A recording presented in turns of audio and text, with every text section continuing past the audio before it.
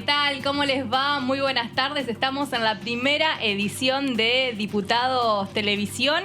Bueno, con todas las novedades y las no novedades parlamentarias, porque de eso se trata también un poco este canal institucional, contar todo lo que pasa en el Congreso de la Nación, específicamente en la Cámara de Diputados. Y este día lunes vamos a abrir con Martín Bravo, que ya me está acompañando. ¿Qué tal, Martín? ¿Cómo te va? ¿Qué tal? Buenas tardes, Vero.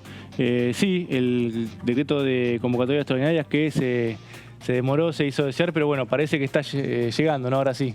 Bueno, el viernes nos despedíamos, Martín, con ya un tuit del presidente de la Nación, Alberto Fernández, en su cuenta personal, donde se veía una fotografía con Vilma Ibarra, la secretaria de Legal y Técnica, hablando un poco de lo que podrían ser estas sesiones extraordinarias que estábamos todos esperando que empiecen a partir del 24 de enero, es decir, el día de hoy, pero que por lo que se puede ver, porque tampoco hay confirmación alguna, deberían ser en febrero, por lo que pudimos observar, ¿o no? Sí, lo charlábamos, ¿no? La semana pasada que por lo general enero es un mes de muy poca actividad, salvo 2002, después de lo que fue la crisis de diciembre del 2001.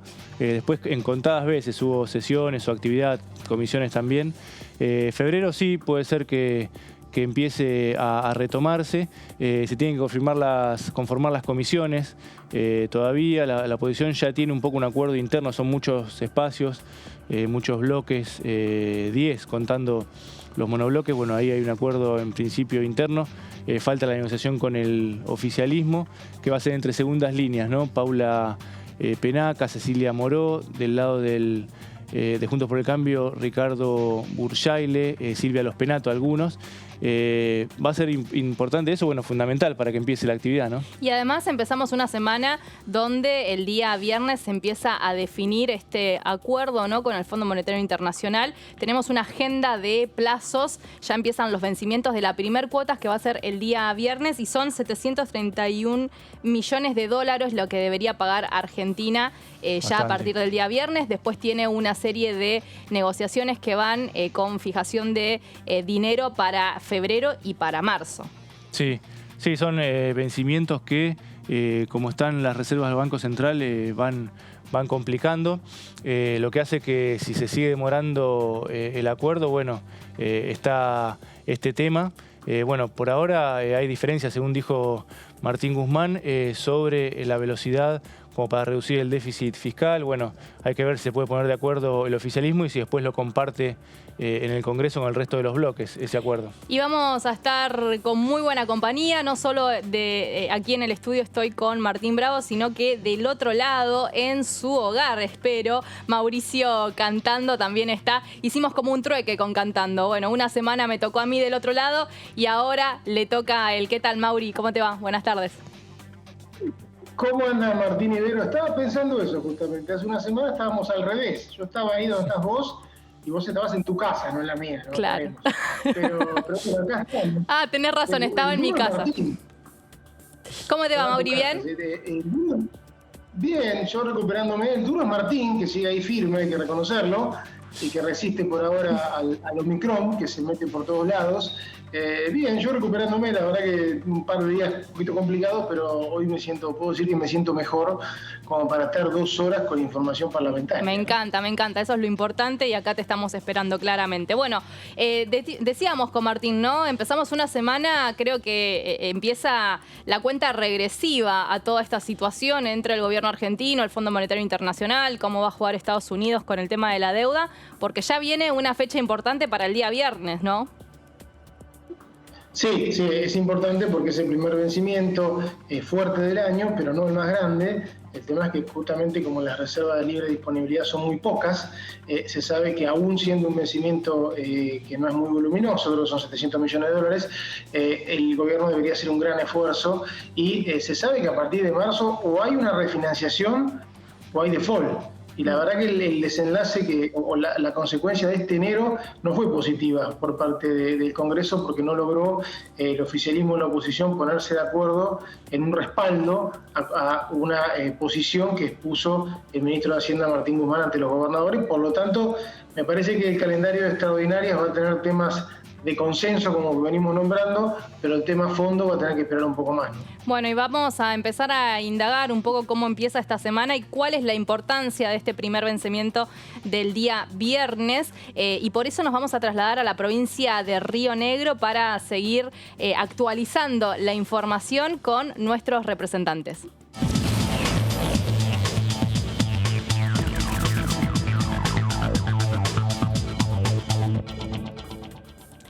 Y ahí está Agustín Domingo del otro lado. ¿Qué tal, diputado? ¿Cómo le va? Buenas tardes. Buenas tardes, ¿cómo están? Un gusto saludarlos. Igualmente para nosotros, de este lado del piso, Verónica Benaim y Martín Bravo. Del otro lado, por Zoom también, nuestro compañero Mauricio Cantando. Estábamos hablando, diputado, de que empieza una semana clave para Argentina vinculada a las negociaciones con el Fondo Monetario Internacional y este primer vencimiento que es por una cantidad de dólares que para nosotros es muy grande, importante, pero a comparación de todos los plazos que tiene que ir pagando y la totalidad de la deuda que tiene que pagar para 2022 es el menor, es el más chico. ¿Cree que hay una posibilidad de que Argentina defina un refinanciamiento o la posibilidad o la apertura de un default? ¿Cómo lo ve a eso?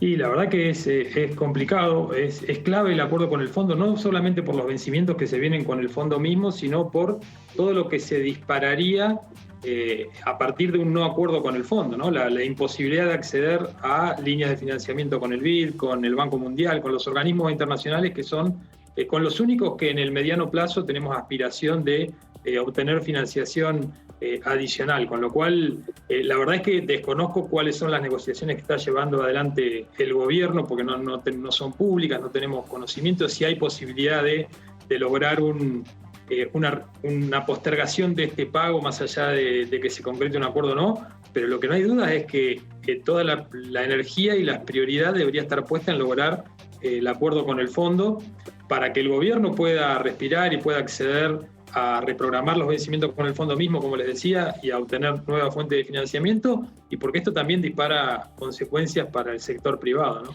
Domingo, ¿cómo ve estas versiones que empezaron a trascender de que el espacio político opositor de Juntos por el Cambio, Juntos en todo el país, está, digamos, teniendo una postura a favor del Fondo Monetario Internacional frente a las negociaciones del gobierno argentino? No sé si es una postura a favor del fondo, creo que la verdad que desconozco cuáles han sido las manifestaciones en concreto, pero creo que la postura debía ser a favor de acordar con el fondo, ¿no? Y de tener esta voluntad de negociación, que en definitiva no es como con el fondo, es como el mismo ministro Guzmán lo ha dicho, es con 190 estados-nación con quien estamos negociando. O sea, no hay motivos para suponer que 190 estados tengan una animadversión con la Argentina.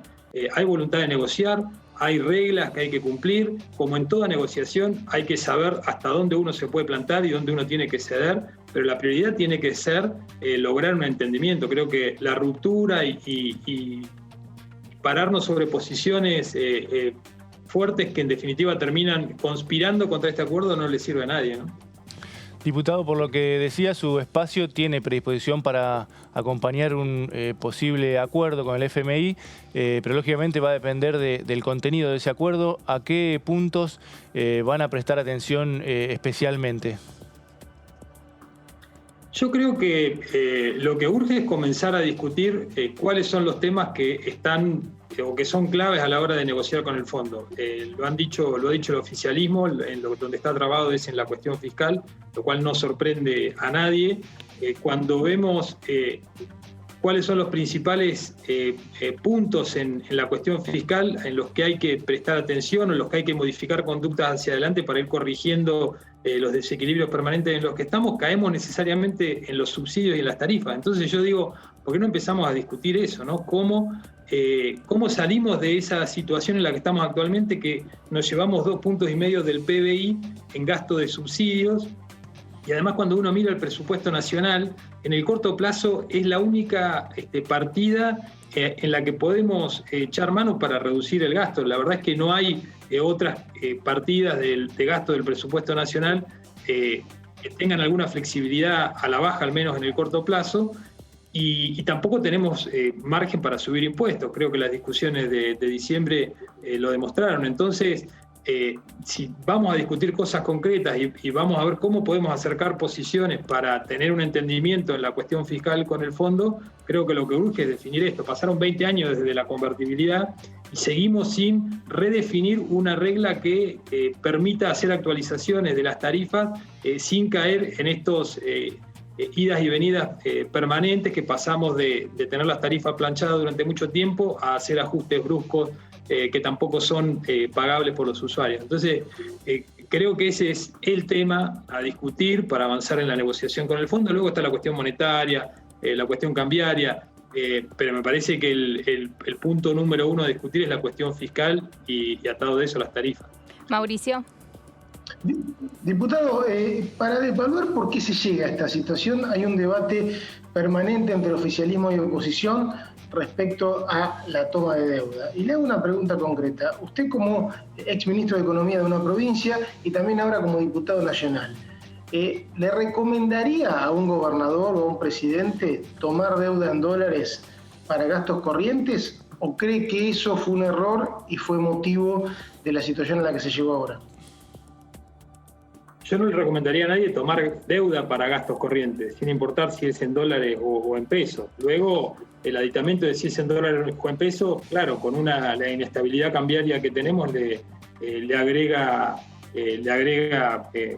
un factor de riesgo que hace que en situaciones donde el dólar se dispara, los servicios de esa deuda sean más onerosos o sean más difíciles de soportar, pero la verdad es que tomar deuda en cualquier denominación para gastos corrientes, desde el punto de vista de las finanzas públicas, nunca es recomendable. Diputado, ¿cómo ve este acuerdo fiscal que se firmó para el 2022? Va a tener que pasar por el Parlamento. ¿Está de acuerdo con la firma que han tenido los distintos gobernadores con el presidente Alberto Fernández en esta intención a nivel nacional de acomodar las arcas fiscales de las provincias? Sí, creo que se consolidan muchos acuerdos que se habían hecho en el Pacto Fiscal del 2017, el tema del tope a las alícuotas de ingresos brutos, que era algo que hasta ese momento no existía. Es cierto que en el 2017 se había sido muy ambicioso en esto de bajar la presión fiscal de ingresos brutos por los efectos distorsivos que tiene, pero también tenía una premisa muy fuerte ese pacto o ese acuerdo, que era que iba a haber un crecimiento económico que iba a compensar la caída en la recaudación.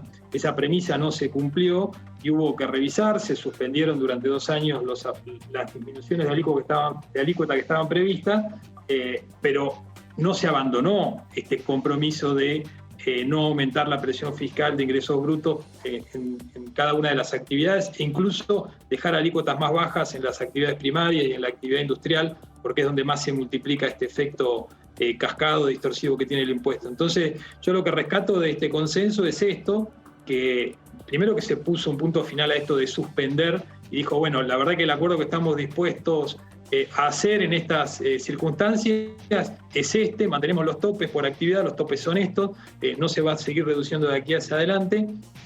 También se retoma algo que es muy sano desde el punto de vista de las finanzas, que es los compromisos de la ley de responsabilidad fiscal. Yo creo que en algún punto se queda corto el consenso, tal vez debiéramos hablar no solamente de responsabilidad fiscal de las provincias, sino también de la nación, deberíamos hablar de estabilidad impositiva no solamente de las provincias, sino también de los impuestos nacionales, que en definitiva una parte se coparticipan siempre a las provincias, y no dejar abierta la discusión de si podemos o no crear nuevos impuestos a nivel nacional. Pero creo que el pacto es bueno, tiene muchos aspectos rescatables. Como les digo, se consolidan los compromisos de topes en ingresos brutos y además se trabaja mucho sobre la coordinación entre provincias. Uno de los grandes del sector privado es la superposición de los regímenes de retención y de percepción que tienen las distintas provincias, que hace que muchas veces se acumulen saldos a favor y eso le genera un efecto financiero muy nocivo, muy pernicioso para todo el sector privado y para las pymes sobre todo, que tienen mayores dificultades para recuperar esos saldos. Así que creo que tienen muchas cosas positivas. A futuro me gustaría que se incluyan más cuestiones vinculadas a la responsabilidad fiscal de la nación, que es la que nos causa los problemas macroeconómicos que nos causan. Claro. Ya pregunta Martín Bravo, pero le quería consultar, ¿Río Negro tiene su presupuesto 2022? Sí, Río Negro aprobó el presupuesto. La verdad es que la provincia viene con sus cuentas saneadas desde hace varios años, no asumiendo compromisos más allá de las posibilidades que le dan los ingresos, ya sea por coparticipación o por la recaudación de los impuestos propios. Y bueno, seguramente va a haber que hacer algunos ajustes en función de la no aprobación del presupuesto a nivel nacional. Más que nada por el impacto que tienen impuestos como el impuesto a las ganancias, donde la no aprobación de ciertas cláusulas va a hacer que la recaudación termine siendo algo diferente a lo que estaba proyectado, pero son temas de ajustes que no va a tener un impacto significativo. Hablaba de la discusión para reducir el déficit fiscal. Usted propuso un proyecto para revisar los subsidios nacionales. ¿En qué consiste ese proyecto y por qué cuesta tanto, ¿no? Llevarlo adelante, que genera tanta discusión incluso dentro del propio oficialismo este tema? Bueno, creo que en la cuestión de tarifas hay una cuestión macro, que es lo que charlábamos hace un rato, la discusión de cómo volver a tener algún mecanismo de actualización de tarifas que no sea en dólares como era antes de la convertibilidad, pero que sí refleje el incremento que tienen los costos de la generación, el transporte y la distribución de energía. Y luego hay otro elemento distorsivo, que es el hecho de que el agua y la electricidad en el Gran Buenos Aires, la concesión no la hacen las jurisdicciones en las que están los usuarios, la provincia de Buenos Aires y la ciudad autónoma, sino que la hace el gobierno nacional. Y la distribución que hay a partir de que el poder concedente es de nación y de que las tarifas no se actualizan a un ritmo muy distinto al que sí lo hacemos en las provincias, hace que la distribución de los subsidios sea muy inequitativa y que los usuarios del Gran Buenos Aires terminen pagando tarifas muy inferiores a las que se pagan en las provincias. Entonces lo que yo propongo, que ya se había discutido, pero que finalmente se dio marcha atrás, es que la concesión de Edenor y Edesur pase a la Ciudad Autónoma de Buenos Aires y a la provincia de Buenos Aires, y que ellos decidan las tarifas, y si quieren subsidiarle a sus usuarios, a sus habitantes, que lo hagan, pero asumiéndolo en los presupuestos provinciales, no en el presupuesto de la nación, que lo pagamos todos los argentinos. Mauri. Creo que ese es un primer punto para empezar a transparentar, por lo menos en este sector, que es donde están la mayoría de los usuarios, y eso genera distorsiones y costos en el presupuesto nacional que son muy grandes. Diputado, hace un año que el Gobierno Nacional está hablando de una posible segmentación de las tarifas para que los subsidios sean hacia los más necesitados. Le vuelvo a preguntar en términos técnicos, aprovechando su experiencia como ministro de Economía. ¿Se puede segmentar tarifas?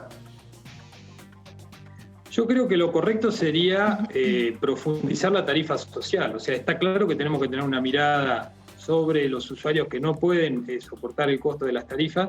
Lo correcto sería profundizar la definición de la tarifa social, definir quién se va a hacer cargo. Yo creo que se deberían hacer cargo cada una de las provincias de la tarifa social de sus usuarios, y luego definir una regla de actualización que sea pagable, que permita trazar un sendero de disminución y de eventual eliminación de los subsidios sobre las tarifas, teniendo en cuenta esto, que la tarifa social nos pone a resguardo de los casos más vulnerables.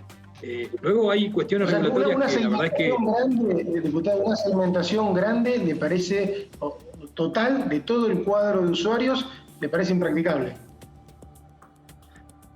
Si está la información se puede practicar, creo que, y no soy un experto en temas regulatorios, pero creo que el marco regulatorio prohíbe expresamente que se hagan estos subsidios cruzados, con lo cual habría que revisar todo el marco regulatorio. Buena hora que discutamos esto, ¿no? Porque creo que hay que hacer una discusión de fondo, ¿no?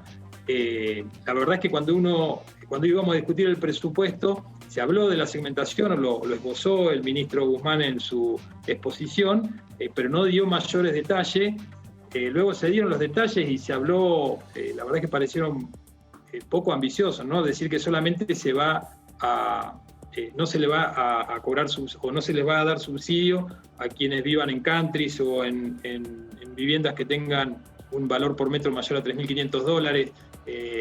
creo que debería ser al revés, ¿no? Debiéramos decir a quién beneficiamos con la tarifa social y para el resto definir una regla que cada vez incluya menos subsidios y donde cada uno pague por esos bienes, por la electricidad y por el agua, lo que cuesta producirlos, al igual que con cualquiera del resto de los bienes de la economía, ¿no? Porque para comprar un litro de leche pagamos lo que sale producirlo, para comprar un kilo de pan lo mismo. ¿Por qué para consumir un kilowatt de electricidad esa no es la regla, ¿no? Pagamos inflado lo que sale producido, la leche, todo, básicamente, ¿no? Es el gran problema de los precios en el país.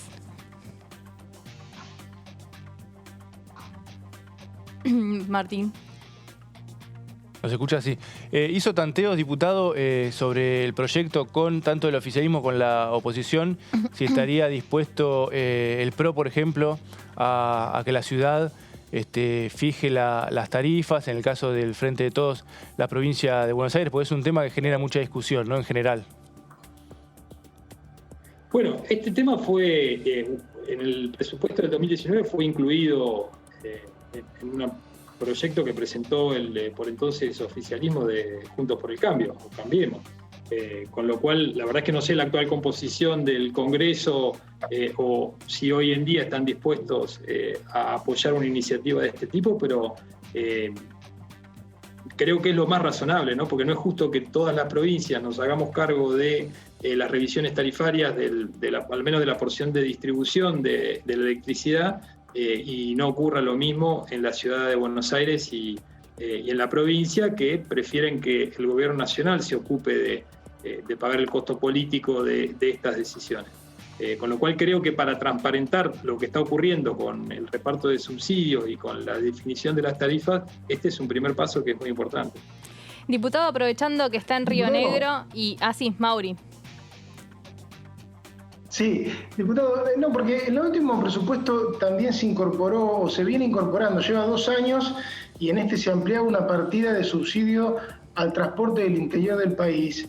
Y a mí me quedó la sensación de que podemos ir en el mismo camino que fuimos con la electricidad, porque una partida que se creó por emergencia se amplía todos los años. Todas las provincias están pidiendo ampliarla, no vi ninguna voz que dijera hay que eliminar estos subsidios urgentes porque se puede hacer un cuello de botella a futuro. ¿Y cómo se va a hacer el día de mañana para transparentar tarifas del interior? ¿No es un riesgo esa partida?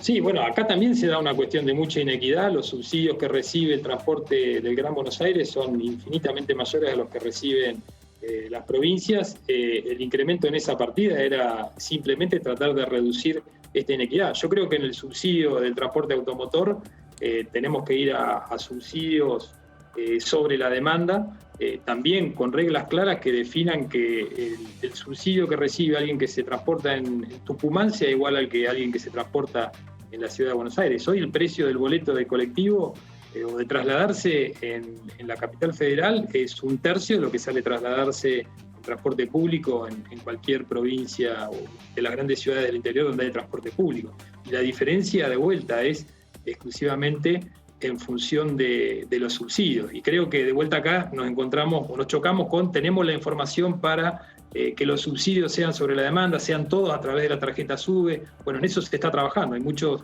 lugares en donde el subsidio no se da a través de la tarjeta SUBE, se da en función de la oferta, en función de la cantidad de líneas que tal vez van en horarios en los que no hay pasajeros. Hay mucho para trabajar.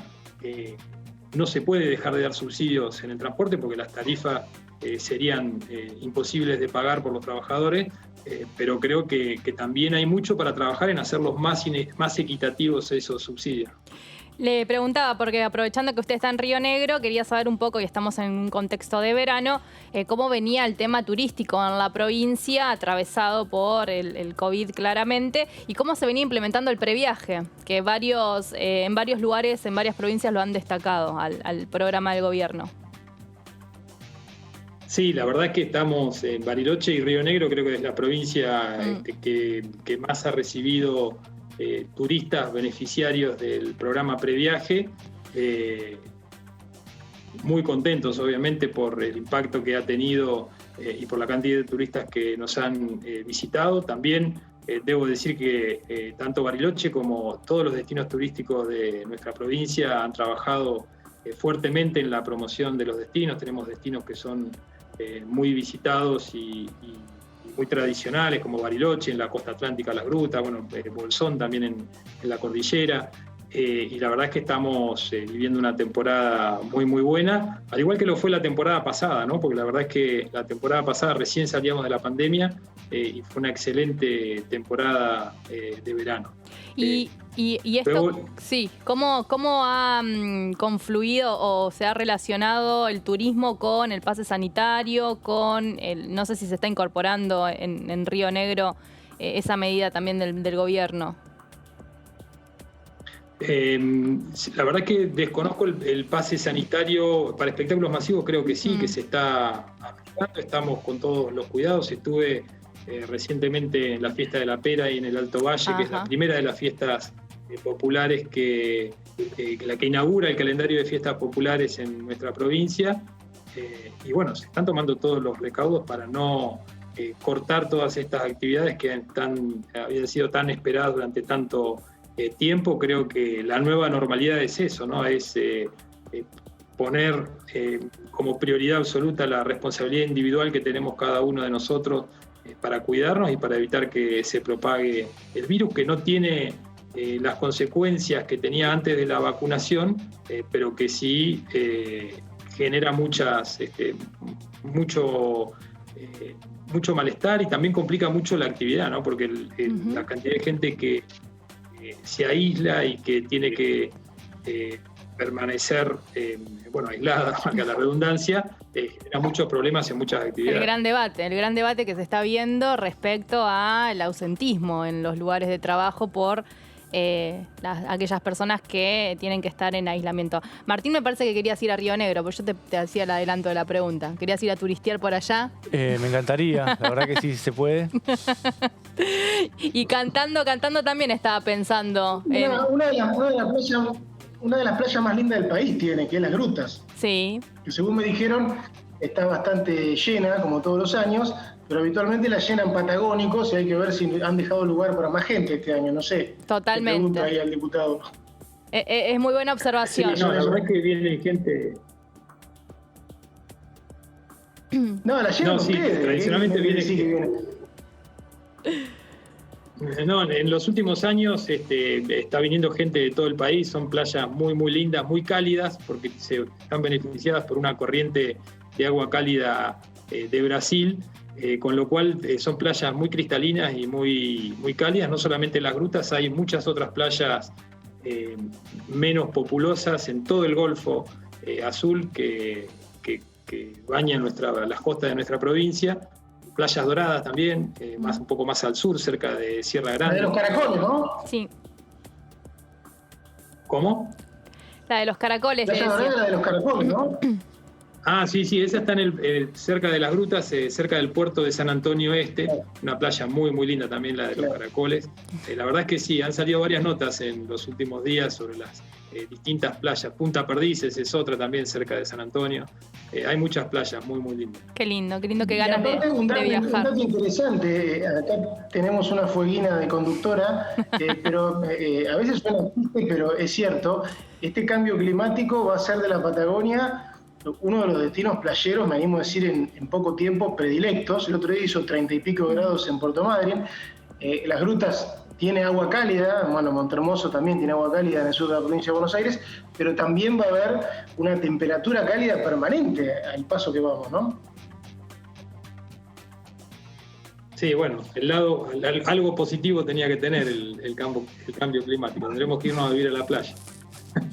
Totalmente. Vamos a ir todos a la Patagonia. Totalmente, sí, como fueguina doy fe de que al menos muchos de los que viven en la provincia de Tierra del Fuego eligen y tienen casa justamente de veraneo en Las Grutas, que es muy lindo lugar. Pero bueno, Martín, ¿alguna consulta más? No sé si quedó algo del tema de extraordinarias. Estamos esperando el decreto del presidente para convocarlas. Además del proyecto que desarrollaba, ¿cuál cree que sería urgente debatir en este momento? Bueno, creo que los más urgentes son el del fondo, sin lugar a dudas, y el del Consejo de la Magistratura. Me parece que por el fallo de la Corte es también el que aparece como casi obligatorio o prioritario discutir. Así que, pero bueno, estamos a la espera. Todavía la verdad que no salió el decreto del presidente ni con la fecha ni con el temario.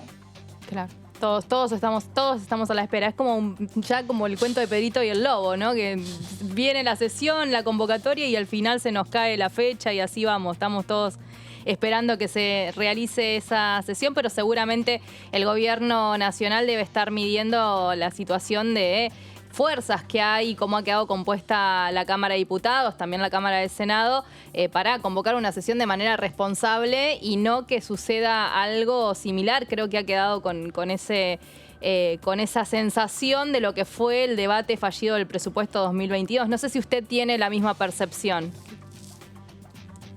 Sí, yo creo que sí. La verdad que el equilibrio de fuerzas que hay, si se van a llamar a sesiones extraordinarias, tiene que estar garantizado cierto consenso, al menos sobre los temas que se quieren tratar, si no pareciera que no tiene mucho sentido convocar a sesiones si no se tiene la mayoría. Y la verdad es que el equilibrio de fuerzas es muy, muy parejo.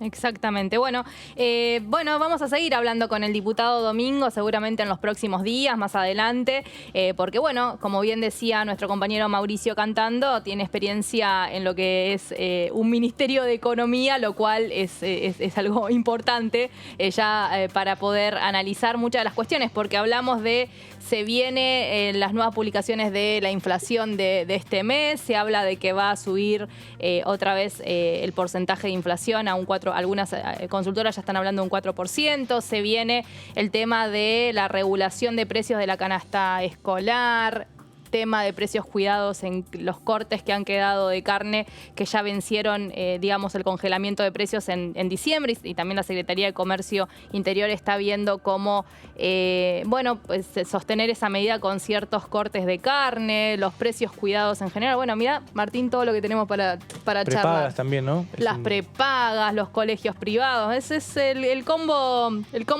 de cara a marzo, ¿no? Hay bastante para Ojalá fuera tan fácil y pudiéramos resolver el problema de los precios con leyes del Congreso. Totalmente. Bueno, diputado, no sé qué tiene pensado para este día lunes hoy. ¿Cómo viene ese trabajo parlamentario y la vacación? No, estuve con alguna actividad protocolar a la mañana y ahora tengo a la tarde una reunión con las cámaras con las cámaras inmobiliarias de toda la provincia vía Zoom. Otro tema también que se va a venir durante el año, la discusión de la ley de alquileres, que los tiene muy preocupados, porque la verdad es que, de vuelta, ¿no? Hablando de precios que se regulan desde el Congreso. Tal cual. La verdad es que con voluntarismo solamente no se pueden controlar los precios, y creo que esta ley es un muy buen ejemplo de eso. ¿Y usted está más a favor de que haya una modificación en la ley vigente de alquileres? Yo creo que sí, que la verdad que si hay un mercado en el que hay condiciones de competencia que garantizan que hay un precio justo porque hay muchos oferentes y muchos demandantes, es el mercado inmobiliario. La verdad es que el Estado lo único que puede hacer interfiriendo en un mercado con esas características es el lío. Mira si tenemos mucho para hablar, porque pero, Sí, mucho para hablar, y aprovecho ya que abrió el tema para hacer una pregunta. Métase. En el debate, dos preguntas. No pida permiso, avance cantando. Al hueso las dos. La primera, que en el debate parlamentario de esta ley no parecía ocurrir esto de que se garantizaba un precio justo por una sobreoferta, porque justamente el control de la oferta estaba en pocas cámaras inmobiliarias y los precios estaban por encima, eso es lo que decían los inquilinos, de las variantes que hoy lo regulan, que son los salarios y el índice de precios. Básicamente los salarios, que es más que nada lo que permite alquilar. Eso por un lado. Y por otro lado, el tema le pregunto justamente, ¿qué propondría usted? Digamos, ¿directamente eliminar la ley y volver al esquema anterior? ¿O cree que hay una fórmula en la cual se pueda regular el precio que no sea esta? No, yo no creo en que se pueda regular el precio. La verdad que tampoco creo que estuviera en pocas manos la oferta inmobiliaria. Hay infinidad de pequeños ahorristas que deciden poner unos pesos o unos dólares que tienen ahorrados en un pozo para comprarse un departamento, para alquilarlo. Es algo que ante la ausencia de un mercado de capitales que llegue a los pequeños ahorristas, esta es una alternativa de inversión de muchos. Pasan por el filtro de las inmobiliarias, bueno, convengamos. ¿Cómo? Pasan por el filtro de las inmobiliarias. Sí, pero ahí a decir que las inmobiliarias, que también hay muchas, tengan la capacidad de controlar el precio. Pero bueno, creo que es una discusión para dar. Yo no creo en los controles de precios. Sinceramente creo que, menos en un mercado como este, como les decía al principio, creo que no debería existir un precio regulado ni un mecanismo de ajuste, porque en definitiva se termina ajustando de otra manera, lo descuentan con un mayor precio, lo mismo que la regulación del plazo. La verdad es que los 2 años funcionaban bien. Y haber puesto 3 años y este mecanismo de actualización lo único que hizo fue que aumentaran el precio al inicio.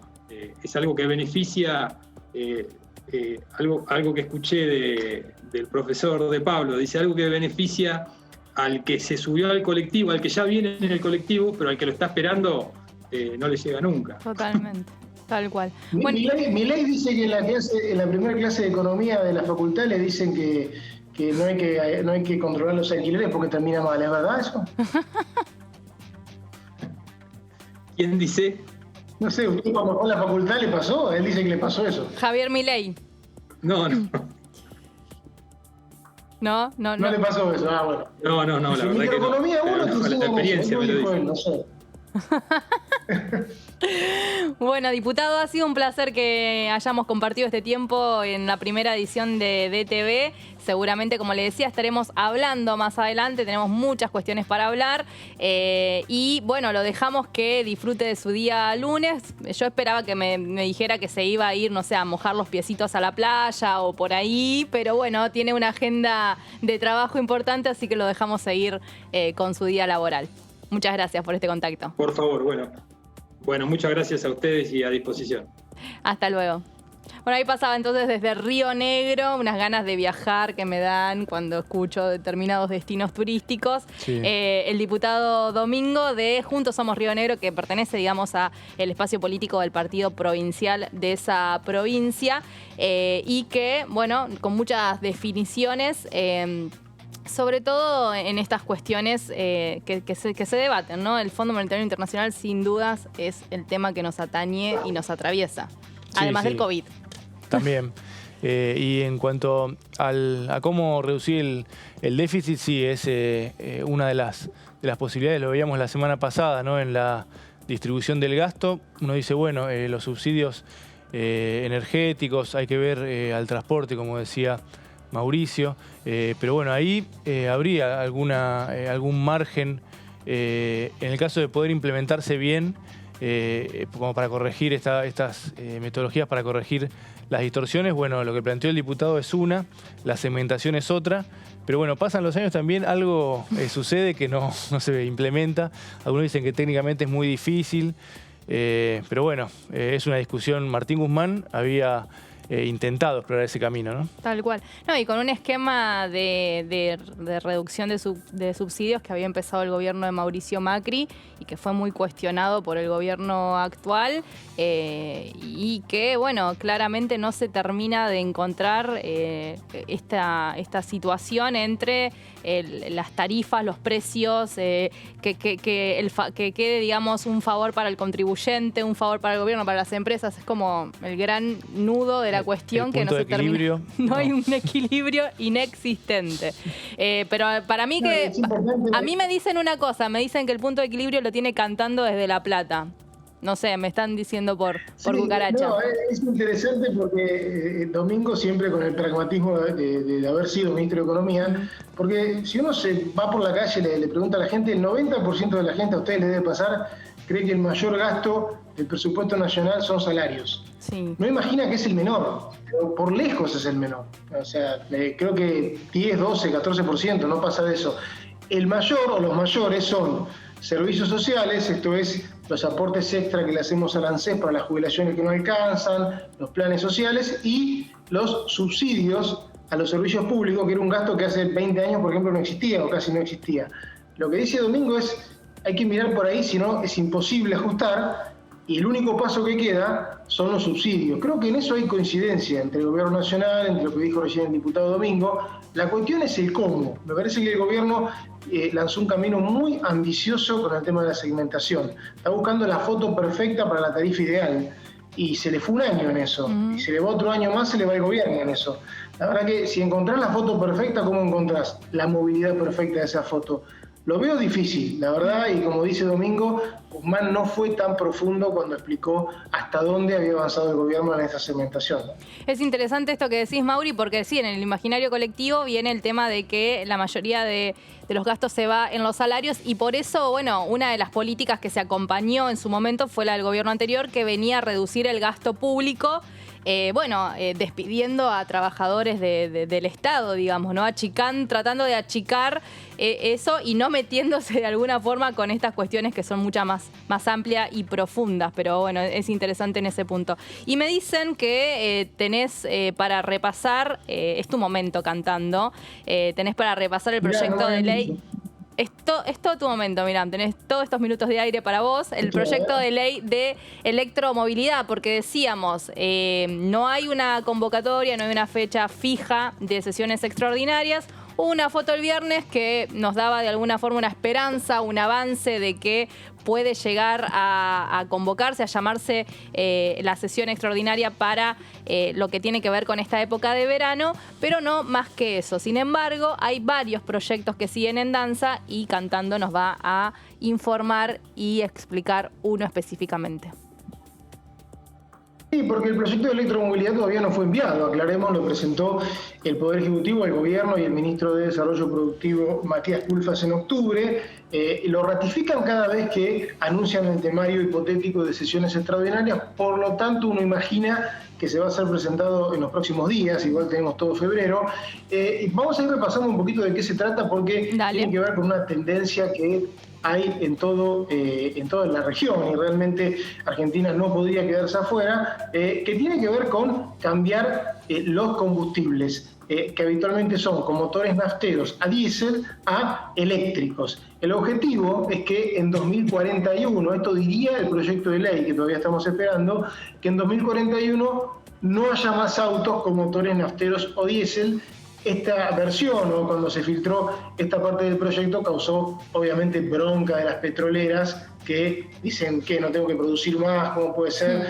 Lo cierto es que algún plazo hay que poner, si no siempre van a estar produciéndose los autos que, como todos sabemos, generan mayor contaminación al ambiente, mayor efecto de lo que conocemos como cambio climático, y en todo el mundo se está promoviendo modificarlos o cambiarlos por autos eléctricos, e inclusive a la hora de exportarlos va a haber mejores aranceles de exportar y de importar. Por eso es importante avanzar con esta ley. El proyecto crearía una Agencia Nacional de Desarrollo Sustentable para regular y garantizar la circulación de autos eléctricos, y se buscaría, esto es importante, que sean el 100% de la movilidad terrestre, liviana y pesada, de carga y pasajeros, y también el transporte público y las flotas del Estado. El transporte público representa creo que 20-30% de la circulación, por lo tanto sería muy importante si dieran el primer paso, ¿no? Esto sería en el proyecto, insisto, que todavía no conocemos.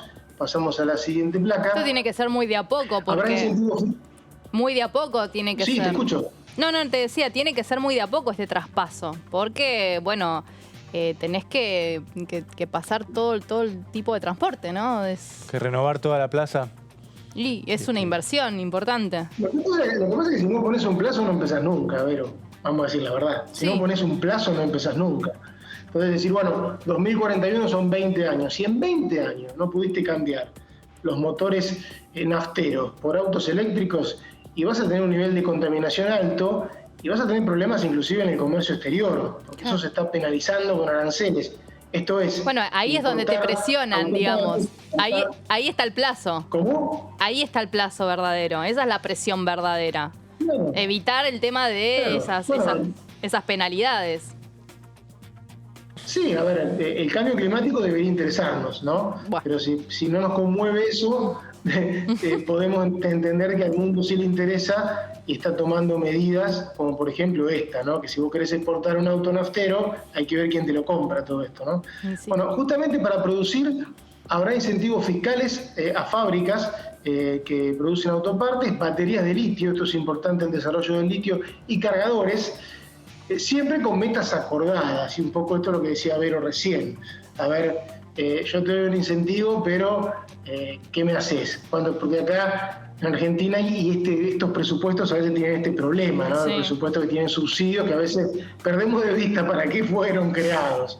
Bueno, el gobierno también confía, a través de esta ley, esto fue la presentación que se hizo hace unos meses, en crear 2.500 puestos de trabajo en terminales automotrices y 8.500 en fábricas de autopartes y baterías, con inversiones por 5.000 millones de dólares. Esto está bien segmentado porque por un lado tenemos quienes hacen las autopartes, que suelen ser representados por la UOM, y por otro lado las automotrices que la juntan y hacen los autos. Bueno, se generaría esta cantidad de nuevos puestos de trabajo e inversiones por 5.000 millones de dólares. Obviamente el impacto de las inversiones es importante, pero esto es estratégico en el mediano y largo plazo, y se complementa, Vero y Martín, con un proyecto de ley de promoción a la industria automotriz, que sí está esperando en esta Cámara. Ese lo trabajó mucho Esmata, ¿no? Sí, también sería incluido. Claro, que en ese caso creo que se creó un instituto de movilidad, ¿no? Donde Esmata mismo está laburando, el gremio Esmata mismo está laburando, porque sabe que, a ver, para producir un auto requiere una gran cantidad de mano de obra, suelen cobrar bien. Argentina fue pionera en este tema, le enseñó a Brasil y ahora Brasil nos exporta a nosotros. Y bueno, ¿qué vamos a exportar nosotros o Brasil si lo que producimos el mundo deja de demandarlo, le pone arancel alto? Bueno, nada. Por lo tanto, los primeros interesados son los empleados. Estos proyectos se trabajaron todos en el Consejo Económico y Social, lo trabajó el secretario Gustavo Vélez, y están todos de acuerdo. Por lo tanto, me da la sensación de que no debería tener un tránsito tan conflictivo en el Congreso, ¿no? Totalmente. ¿Tenés alguna otra plaquita más? No, creo que terminamos ahí, ¿no? Recordemos, insisto, que este proyecto no fue presentado, sino que lo estamos esperando. Yo no sé qué habrá sido la causa de la demora, ¿no? Porque hace varios meses que lo presentaron. Me parece que tiene que ver un poquito con el momento en el que creen que pueda tratarse, ¿no? Sí, bueno, es el gran debate. El tema es si realmente está la redacción final o si están negociando alguna otra cuestión más para poder enviarlo ya de manera cerrada al Parlamento, ¿no? Porque se ha anunciado ya hace varios meses esta iniciativa. Se ha presentado la que vos bien mencionabas de la industria automotriz, pero queda este proyecto de ley que también ha sido muchas veces mencionado por Matías Culfas, ¿no? El titular de la cartera productiva. Incluso en la apertura de sesiones ordinarias del año pasado, fue una de las medidas que se había mencionado en el discurso de Alberto Fernández. Sí, en la apertura de sesiones del 1 de marzo de 2021, Culfas presentó una serie de proyectos con el objetivo de generar divisas en el corto y largo plazo, de cambiar modelos productivos. Está obviamente el de cannabis medicinal, que todavía falta la aprobación definitiva de diputados. Estaba la ley automotriz, y bueno, y varios de esos proyectos todavía no han, o por lo menos en el año pasado, el año de elecciones, también el tema de los problemas que hubo por la pandemia, que sabemos que en algún momento las cámaras estuvieron cerradas o tratando de definir un funcionamiento. Pero es increíble que se hayan demorado, porque uno no escuchó voces opositoras a esos proyectos, ¿no? O sea, cuando se demora un proyecto que uno sabe que la oposición está en contra, bueno, pero ¿de qué pasó? A ver, no se empujó lo suficiente, el Congreso cierra porque hay elecciones y tenemos que acostumbrarnos. Es como que es difícil saber por qué se perdió tanto tiempo, ¿no? No, claro, totalmente. Cuando el gobierno presenta o hace un anuncio de la presentación de un proyecto, ya medís más o menos el termómetro de consenso o no a través de las cuentas de las redes sociales de los legisladores, ¿no? Por ejemplo, me decís, bueno, industria automotriz, nadie tuitea en contra, mal, ¿no? Me decís Consejo de la Magistratura, que después lo va a desarrollar Martín, Y tenés una catarata de tweets de la oposición. Ahí ya me diste el termómetro de cómo puede venir el debate. Reacción. Y también lo que hablábamos la semana pasada de la ausencia de sesiones ordinarias, ¿no?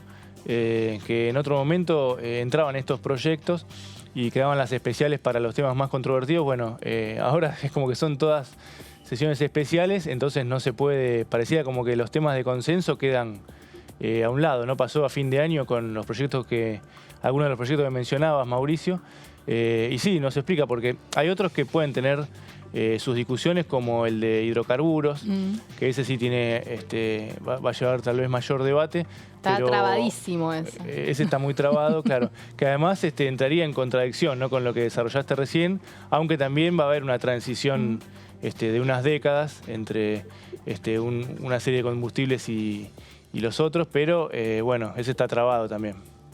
Así que bueno, veremos si este año cambia.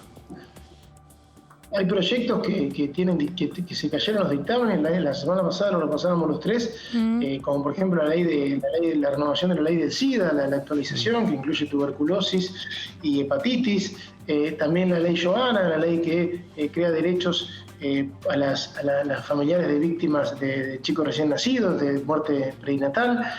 Son temas que no tienen disenso y se dictaminaron, y es simplemente porque una sesión es un campo de batalla en el cual parece que esos temas quedan en el olvido. Lo pidió Graciela Camaño en la última sesión, volver a la sesión ordinaria semanal, que así funcionó hasta 2009-2010 en el Congreso. Después empezó estas peleas de grieta, y la verdad que yo creo que si la sociedad entendiera el costo de que no haya sesiones ordinarias, también lo pediría, ¿no? Sí, por ahí es eso, ¿no? Que la sociedad empiece a observar estas cuestiones, porque también tampoco es una intención de que haya un exceso de leyes, ¿no? Porque tampoco cantidad significa calidad, y cuántas leyes vigentes hay que no se están cumpliendo ni por asomo. Entonces, es un debate mucho más amplio también. ¿Cuán necesarias realmente son los proyectos con los que se pretende avanzar? Y si realmente son necesarios, o si con lo que tenemos ya vigente se podría haber mejorado, digamos, todas las situaciones en las que atravesamos. Así que claro, pero entro en ese debate que propones, que es interesante. Las actualizaciones de leyes son habitualmente algo necesario. Sí, la del HIV es totalmente necesaria. Y hay otras leyes que tienen que ver con que cambiamos de una era digital, de una era analógica a digital. Las leyes quedan viejas y no se pueden actualizar porque no hay ámbito en el cual un debate puede hacerse, que se hace en términos casi burocráticos, y un recinto en el cual pueda priorizarse. Bueno, ese tipo de cosas serían automáticas. Son sesiones las ordinarias, las viejas sesiones ordinarias, que ni siquiera tenían gran atención periodística. Martín se debe acordar. Eran los miércoles, ni siquiera no había trampistas tampoco, no había nadie que dijera, bueno, aprovechemos que tenemos una mayoría circunstancial. Eran automáticas. Y metamos una ley. Eran automáticas, pero todo se iba actualizando, y cuando uno ve los viejos diarios de sesiones, la mayoría de las leyes eran aprobadas en buenos términos. Ahora es como que eso no está un poquito vedado, ¿no? Totalmente. Bueno, vamos a repasar lo que decía la diputada Verónica Caliba de la provincia de Salta. Estuvo hablando con nosotros la semana pasada sobre su proyecto de ley presentado en conjunto con el diputado Juan Alderete, y justamente está vinculada la iniciativa a establecer que en Argentina la vacuna contra el COVID-19 sea de manera obligatoria. Bueno, esto decía respecto a su iniciativa. Soy coautora de la iniciativa y tiene también la adhesión del diputado Di Giacomo, de la diputada Landricini, Leonardo Grosso, nuestros compañeros de los diputados que venimos de organizaciones sociales, y sigue sumando adhesiones, y tiene, como muy bien dijiste, el beneplácito de la coordinación de un foro de los decanos de las facultades de ciencias médicas del país, el decano de la Facultad de Ciencias Exactas de la Universidad Nacional de La Plata, Hay un formulario de Google que está circulando con más de 1.200 firmas de científicos, personal de la salud, trabajadores profesionales que ven con agrado esto y que además ellos lo vienen planteando inclusive por resolución de distintas facultades y distintos organismos de investigación de la necesidad de la obligatoriedad de la vacuna. Desde el año pasado. Desde septiembre. Sí, septiembre del año pasado. Por lo tanto, han visto con muy buen agrado nuestra iniciativa y nos lo hicieron llegar, nos lo hicieron saber y nos llegaron las resoluciones, una cantidad de documentación y de evidencia científica que simplemente viene a reafirmar lo que ya sabemos, que a mayor población vacunada, menor es la tasa de mortalidad. Y por eso esta iniciativa que lo que propone puntualmente es que se incorpore la vacuna contra el COVID-19 a nuestro calendario nacional de vacunación y que los mayores de 18 años tengan garantizada en el porvenir la vacunación con ese carácter que le da el calendario nacional de gratuita y obligatoria, y en las infancias y adolescencias de 3 a 17 años también, ¿no? Sobre todo en especial, y hace foco en quien tienen comorbilidades o enfermedades de alto riesgo certificadas por la autoridad médica. Bien, pasaba entonces la palabra de la diputada Verónica Caliba de la provincia de Salta con este proyecto de ley que ha generado mucho debate en el Parlamento y está básicamente vinculado a que la vacuna contra el COVID-19 sea de manera obligatoria. Nosotros vamos a ir una pausa en cumpliendo la primera hora de DTV, la primera edición. Vamos a continuar y en el próximo bloque vamos a estar hablando con un diputado del PRO, lo vemos allí, y es Alberto Asef, así que vamos a hablar de varias cuestiones. Quédense ahí que ya volvemos.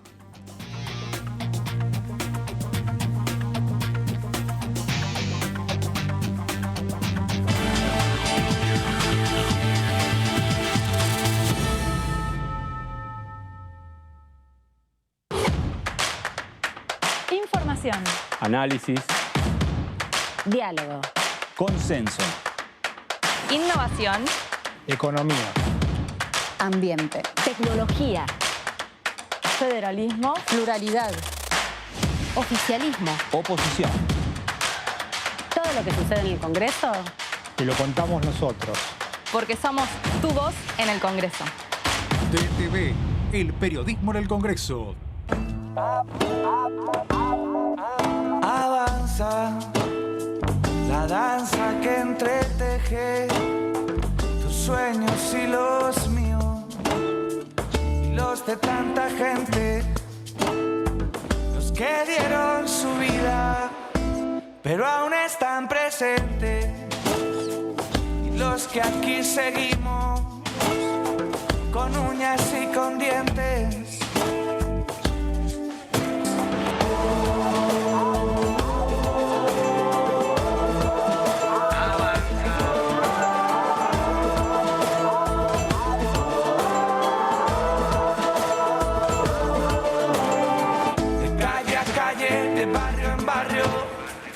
Cuerpo a cuerpo, de plaza en plaza, avanza. Si tú también lo sientes,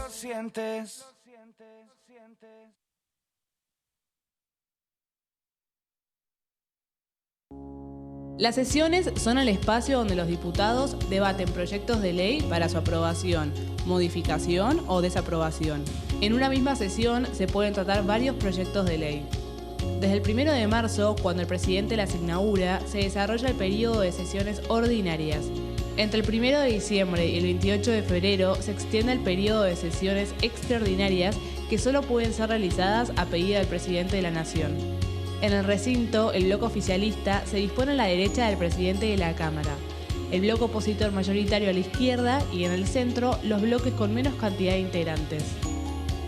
En el tratamiento, en general, los diputados tienen 7 minutos y los jefes de bloque entre 20 y 12 minutos conforme al número de legisladores que representen. La sesión es dirigida por el presidente de la Cámara de Diputados, que administra el uso de la palabra y las distintas instancias del funcionamiento. A la izquierda del presidente está el secretario administrativo, a la derecha el secretario parlamentario y debajo de él están los taquígrafos, que registran cada uno de los testimonios. ¿Qué es tener tu casa propia? ¿Es tener un título que diga que es tuya? Sí, Pero es más que eso. Es saber que vos y tu familia van a tener un lugar al que puedan llamar casa. Y a partir de ese momento, todo cambia. Los mates van a tener un sabor único. Las pastas van a ser más ricas que nunca. Y las noches en familia, más divertidas. Por eso lanzamos Casa Propia, un plan nacional de vivienda para que cada argentino y argentina pueda tener su casa. Conoce más en argentina.gov.ar/Casa Propia. Casa Propia es construir futuro. Reconstrucción Argentina. Ministerio de Desarrollo Territorial y Hábitat. Argentina Presidencia. ¿Qué diferencia hay entre la Cámara de Diputados y la Cámara de Senadores? La Cámara de Diputados representa al pueblo de la nación argentina. Esto significa que las provincias más grandes y con mayor cantidad de habitantes tienen muchos más diputados que las provincias más pequeñas. La manera de establecer las cantidades es proporcional.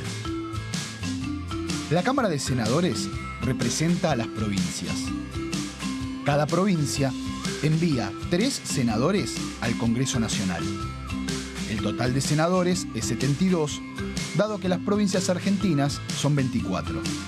Este es un número fijo.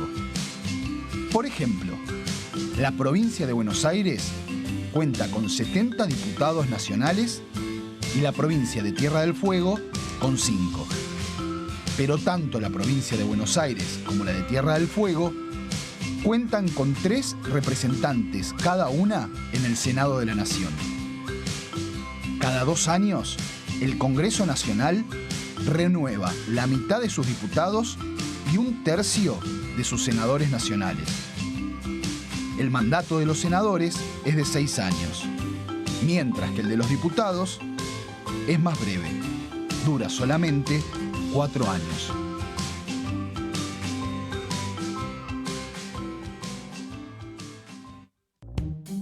Con Ahora 12 podés seguir comprando en 3, 6, 12 y hasta 18 cuotas fijas en todo el país.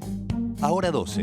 Para más información, ingresá en argentina.gov.ar/ahora-12. Reconstrucción Argentina. Argentina Presidencia.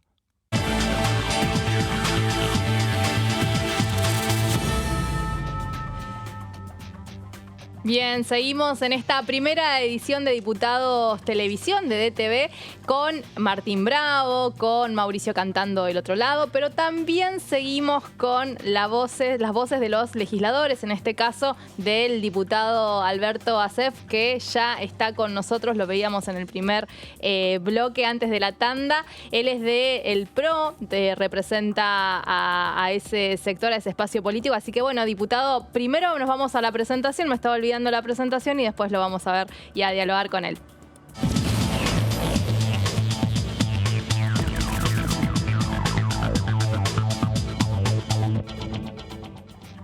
Y ahí está anunciado el diputado Asef. ¿Qué tal, diputado? Buenas tardes. Verónica Benaim de este lado. ¿Cómo le va? Hola, buenas tardes, Verónica. Mira, quiero aclarar una cosa. Yo represento al partido UNIR, sí, que integra el Frente PRO. Exacto. No soy diputado del PRO, sino del Partido Nacional UNIR. Perfecto. La coalición PRO y, por supuesto, el interbloque con los radicales y otros sectores. Sí, me parece buenísima la aclaración. Uno a veces, para hacerlo más corto y, digamos, ya... lo dice PRO, pero es verdad que usted viene de ese espacio en realidad político. Bueno, diputado, un poco estábamos hablando en la primera hora sobre cómo viene la agenda parlamentaria. Estamos a la espera de la convocatoria de sesiones extraordinarias. Estamos en una semana clave porque viene, digamos, el primer vencimiento con el Fondo Monetario Internacional en el día viernes. Bueno, ¿cómo ve todas estas cuestiones? Con respecto a la convocatoria a sesiones extraordinarias, es evidente de que se ha ido demorando esa convocatoria. Supongo yo, y todo el mundo coincide en esta suposición, en esta inferencia, de que el oficialismo no tiene en claro todavía qué agenda enviar al Congreso, aunque hay algunos temas como la cuestión de la electromovilidad, que es interesante. En principio, diría yo que es uno de los temas más importantes, pero nosotros estamos como país atrasados en esta materia. En Europa, para dentro de 2 años, 3 años ya prácticamente se erradican los vehículos automotores a combustible tradicional y ya se está prácticamente introduciendo el motor eléctrico, y nosotros en este proyecto, según he leído, estamos planteándolo para el año 40, 45, es decir, llevamos 10 o más, 15 años de atraso. Hay otros temas económicos de promoción que está mandando el Ministerio de Producción. Todo lo que sea promoción, bueno, es interesante.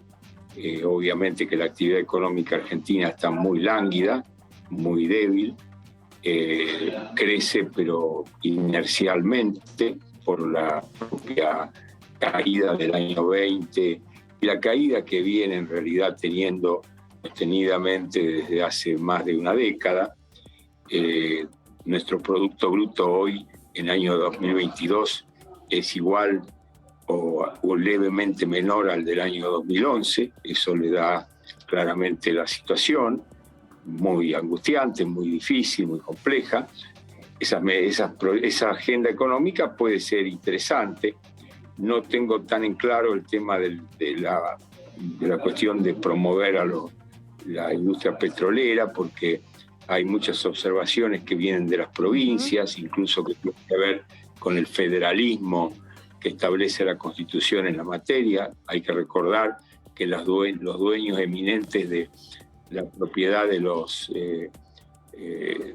las reservas petrolíferas y gasíferas son las provincias.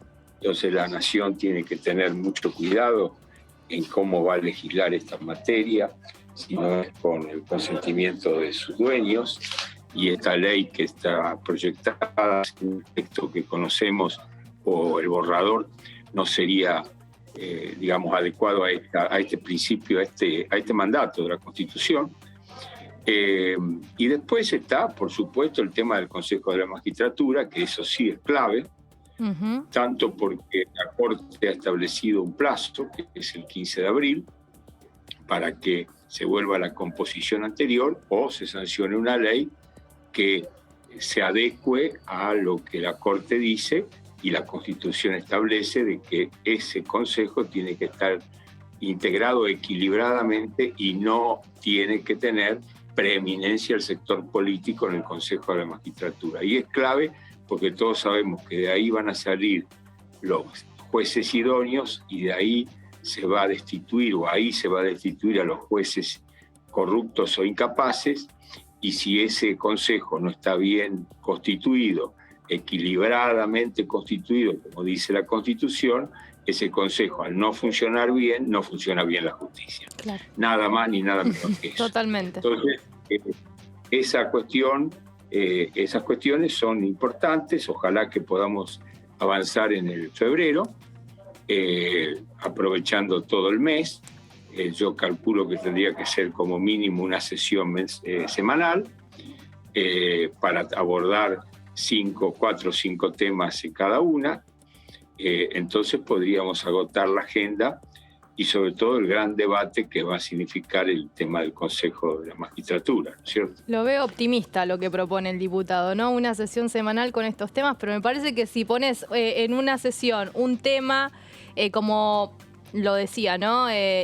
Cáñamo industrial, por ejemplo, y en otro día pones Consejo a la Magistratura, me parece que no van a ser equitativas las situaciones por las diferencias que hay entre los espacios políticos. Me parece que esa es un poco el temor, si se quiere, de cómo hacer el llamado específico de las sesiones extraordinarias. Sí, claro.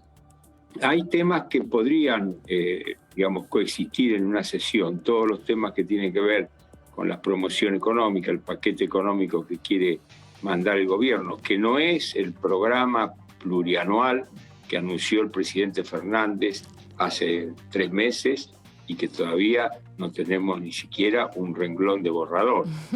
Estamos hablando de esas leyes como la de electromovilidad. Habrá debate quizás se centrará el debate más que nada en la fecha tope para pasar de un sistema a otro de combustible, pero no creo que sea tan difícil abordarlo junto con otros dos temas. No quiero decir esas sesiones kilométricas hasta las 6 o 9 de la mañana, pero creo que se pueden sacar 2, 3 temas en una sesión, otra sesión, los otros temas que están en agenda, según nos anuncian, y el tema del Consejo de la Magistratura creo que tendría que ser en una sesión única y excluyentemente para esa cuestión, ¿no? ¿Qué tal, diputado Martín Bravo? ¿Cómo le va? Hola, ¿qué tal, Martín? Buenas tardes. Desde el bloque o el espacio UNIR, dentro del Frente PRO, como aclaraba, ¿qué posición tiene sobre las decisiones de Mauricio Macri, del gobierno de Mauricio Macri en materia de endeudamiento? Algo que generó bastante discusión en Juntos por el Cambio a partir de las declaraciones de Gerardo Morales.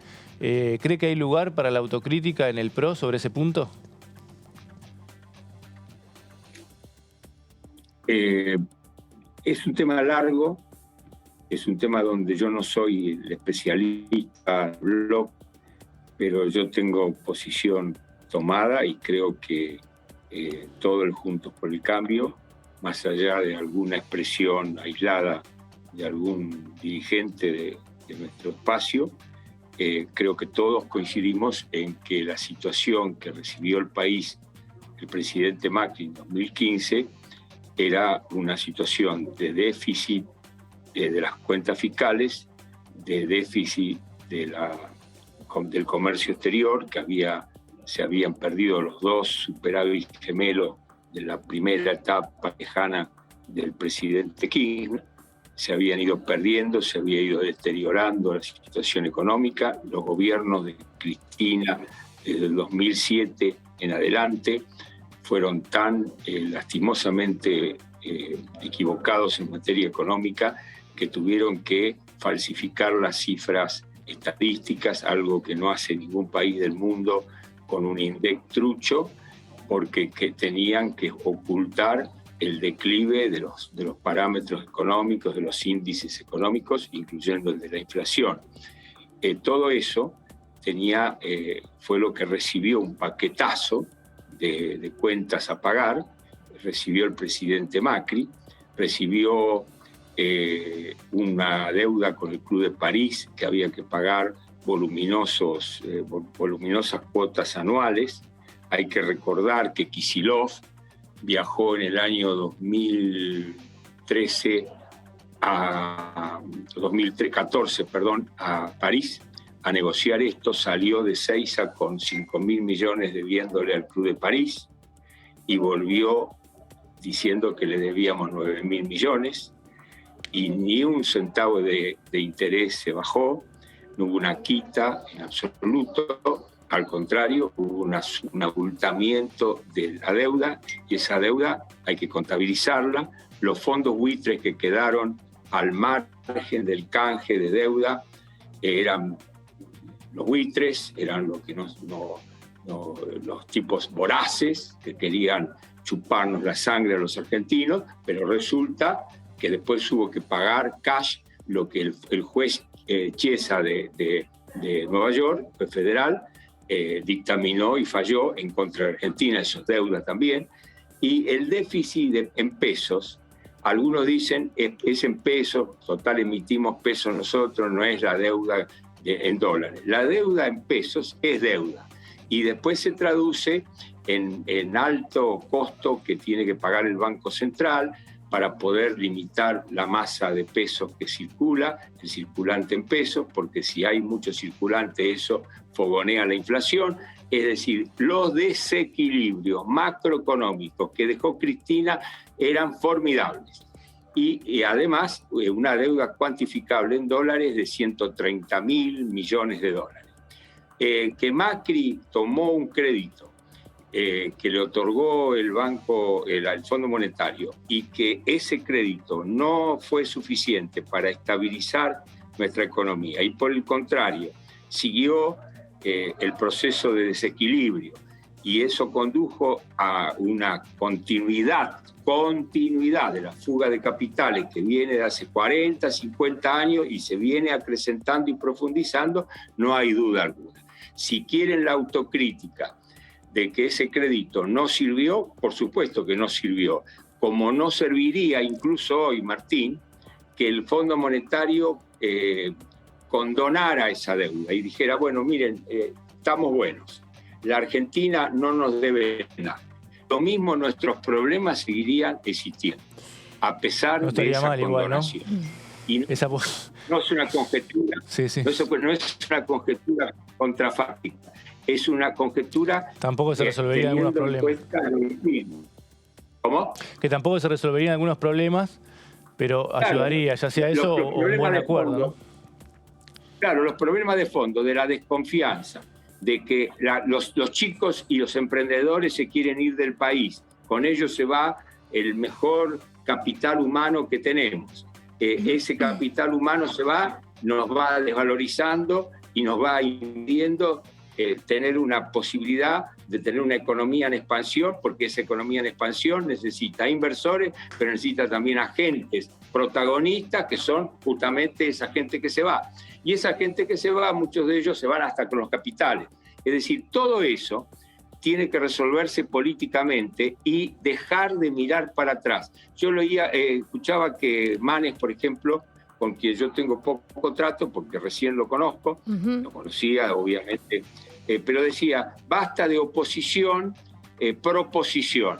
Bueno, yo la verdad que tiendo a creer lo mismo.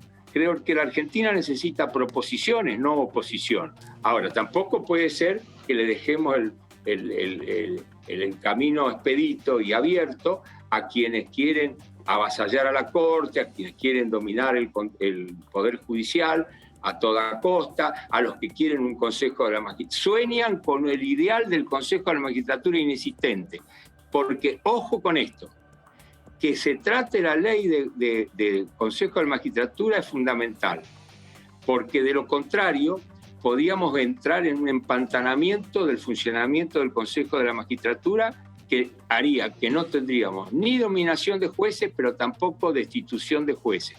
Y seguiría el deterioro del Poder Judicial, que es uno de los causantes de las incertidumbres, de la inseguridad jurídica, de la falta de inversión, etc. Del otro lado, en la ciudad de Las Diagonales, pregunta Mauricio Cantando. Hola Mauricio, ¿qué tal? Sí, diputado, ¿qué tal? ¿Cómo le va? Bueno, recién lo escuchaba y la idea de ser proposición y no oposición, y le pregunto, ¿qué propuesta le haría usted al ministro de Hacienda, Martín Guzmán, para llevar adelante la negociación con el Fondo Monetario Internacional, teniendo en cuenta que este año los vencimientos son prácticamente equiparables a las reservas totales del Banco Central y por lo tanto no queda otra que una refinanciación? Lo que dijo Guzmán la semana pasada, hace 15 días, es que el fondo pedía una baja de creo que el 1% más del PBI en el tema del déficit fiscal, o sea, un déficit fiscal de 1% de PBI menos. ¿Usted qué le propondría? Primero le propondría, con todo respeto al señor Martín Guzmán, que deje de zarasear. Como él mismo reconoció que sabe zarasear, yo le diría que abandone la zaraza. Segundo, yo le pediría al ministro Guzmán que atienda bien el metamensaje de la señora Georgieva, la directora general del Fondo Monetario, que dijo: apúrense, muchachos, apúrense, arreglen antes de que la Reserva Federal aumente la tasa de interés del dólar, porque eso va a encarecer el valor de todo lo que está en juego y va a hacer cada vez más difícil la resolución del problema de los países deudores en dólares. Eso lo tiene que atender porque es un metamensaje. ¿En cualquier condición? ¿Usted cómo lo plantea? Hay que arreglar en cualquier condición. No, yo dije que hay que apurar el arreglo, no en cualquier condición, de ninguna manera, Mauricio. Si yo me tengo que apurar, es porque estoy más vulnerable que nunca. Pero no, dije que hay que apurar porque las condiciones de la economía global indican que es conveniente hacer el arreglo ahora, como hubiera sido conveniente hacerlo en medio de la pandemia del año 20, porque ahí hubiera sido muchísimo más blanda la relación del fondo con nosotros y con todos los deudores por la misma situación general que vivía la economía mundial y porque en esas condiciones no se podía ser duro de parte del fondo. Sin embargo, nosotros dejamos pasar. Por haber dejado pasar el tiempo, hemos perdido 3.800 millones de dólares que podríamos haber resuelto de haber arreglado antes. El arreglo con el Fondo Monetario hay que entenderlo de la siguiente manera. Si nosotros no arreglamos, no hay ningún crédito para nadie en la Argentina, en ninguna condición. Y el único crédito que podría alcanzar un privado que necesite reforzar su activo financiero para poder encarar una ampliación de su empresa o algún proyecto, sería el de más alto costo financiero del mundo entero. Por eso el gran riesgo país lo marca. Con lo cual no hay ninguna posibilidad de expansión de la economía en esas condiciones. En segundo lugar, el Fondo Monetario Internacional no nos va a pedir que le paguemos un centavo. Lo que nos va a hacer es refinanciar la deuda. El tema es discutir en qué condiciones de intereses, no tanto del interés general que cobra, sino de cómo reducir, limitar esos intereses. Ahora, hay una cuestión que yo desde ya la advierto y que es una trampa. Están planteando desde el gobierno argentino que los primeros pagos se empiecen a hacer en el año 23 para dejarle este problema al futuro gobierno nacional electo en el 23 al 27. Es decir, dejarle una bomba al gobierno que viene y resuelta la cuestión ahora. Bueno, pero eso no hay que resolverlo ahora. Eso no es tenerse fe, porque el gobierno que viene puede ser una continuidad de este, diputado. No, justamente dejarle la bomba al gobierno que viene, pues, porque no va a ser la continuidad de este. Bueno, eso lo cree usted, pero puede ser que no. Yo lo creo. Ah, claro. Desde yo que lo creo, pero lo que quiero decirle es que están haciendo hasta yo creo que si lo escucha, Alberto, yo creo que si lo escucha Alberto, diputado, le va a decir, y a mí me dejaron un crédito de 50.000 millones de dólares a devolver en todo mi mandato. Primero que no son 50, sino son 45.000. Recibió este año pasado recibieron casi 4.000 millones de los DEC, que es un derecho de giro que el fondo lo reconoció. Es decir, que cuando empezamos a hablar de cifras podemos hacer una monumentalidad de números, pero resulta que la reserva del Banco Central, igual el número es altísimo. No, claro que es altísimo, y es altísimo la fuga de capitales, y es altísimo la desconfianza, y es altísima la cantidad de dólares que tienen los argentinos fuera del sistema económico, del circuito financiero y bancario. Es altísima la desconfianza, la incertidumbre es enorme, cada vez aumenta más, y entonces las responsabilidades, como decía, de esta situación son compartidas, por decirlo suave y benévolamente, porque si gobernaron desde el 2003 hasta el 2015 y el Macri gobernó desde 2015 a 2019, hasta por una proporcionalidad de tiempo, la pobreza, la inflación, todas las cuestiones no pueden ser adjudicadas a un breve periodo de ese largo tiempo. Pero además, cuestiones que vienen, como la falta de cloacas, la falta de agua corriente, en el Gran Buenos Aires, sin ir más lejos, que tienen 35 años en distritos donde están gobernados desde 1983 por el PJ. Es decir, y que si yo soy intendente del PJ en un distrito donde tengo el 20% de cloacas en todo el distrito, no me van a poder dejar de oír todos los días protestando ante obras sanitarias para que me hagan las cloacas. Y yo no veo al intendente de La Matanza haciendo ese planteo diariamente en Aguas Argentinas. Claro. Eso es lo que quiero decir. Acá hay unas responsabilidades enormes de lo que le pasa a la Argentina. Entonces no nos echemos culpas y tratemos de ver si podemos ir para adelante. Entonces, para adelante yo digo, solucionen el tema del Fondo Monetario. Y vos, Mauricio, me decís, en cualquier condición, diputado, tenés razón y derecho a preguntarme de esa manera. Yo te digo, en cualquier condición no. Pero también te digo que no puede ser que posterguemos esto y lleguemos al default como quiere gran parte del kirchnerismo. Porque el gran problema, ¿por qué Guzmán no soluciona esto? Es porque está tironeado por las divisiones internas del Frente de Todos, que son enormes. Algunos periodistas recalcan y subrayan las diferencias que hay en Juntos por el Cambio. Y yo les digo que las diferencias que hay en Juntos por el Cambio son mínimas en relación a las mayúsculas diferencias y divergencias que tiene el Frente de Todos. Sí, está claro. Pero esas divergencias se traducen en que ellos, en algún sector, y hoy creo que es mayoritario, quiere el default y no quiere arreglo con el Fondo Monetario Internacional. Está claro que hay diferencias en el gobierno dentro del espacio oficialista y que además esas diferencias sí un poco retrasan el avance de algunas cuestiones porque hoy justamente son gobierno, ¿no? Entonces está un poco más complicada esa cuestión. Yo lo quiero cambiar de tema porque hoy el presidente Alberto Fernández estuvo presentando un programa para poder vacunar a todos los chicos en esta vuelta a clases que se va a dar a partir de marzo, en este nuevo año, donde, bueno, hay una cuestión de chicos de distintas edades a nivel escolar que solamente un alto porcentaje que tiene la primera dosis de vacuna, pero sigue habiendo un porcentaje de chicos que no tiene completado el esquema de vacunación contra el COVID-19. Y en ese punto, ¿usted cree que esto es parte de la deserción escolar que se ha visto durante el año pasado? Y en esto lo relaciono con su proyecto de ley, con su proyecto no de ley, sino con su pedido de informes por el tema de la deserción.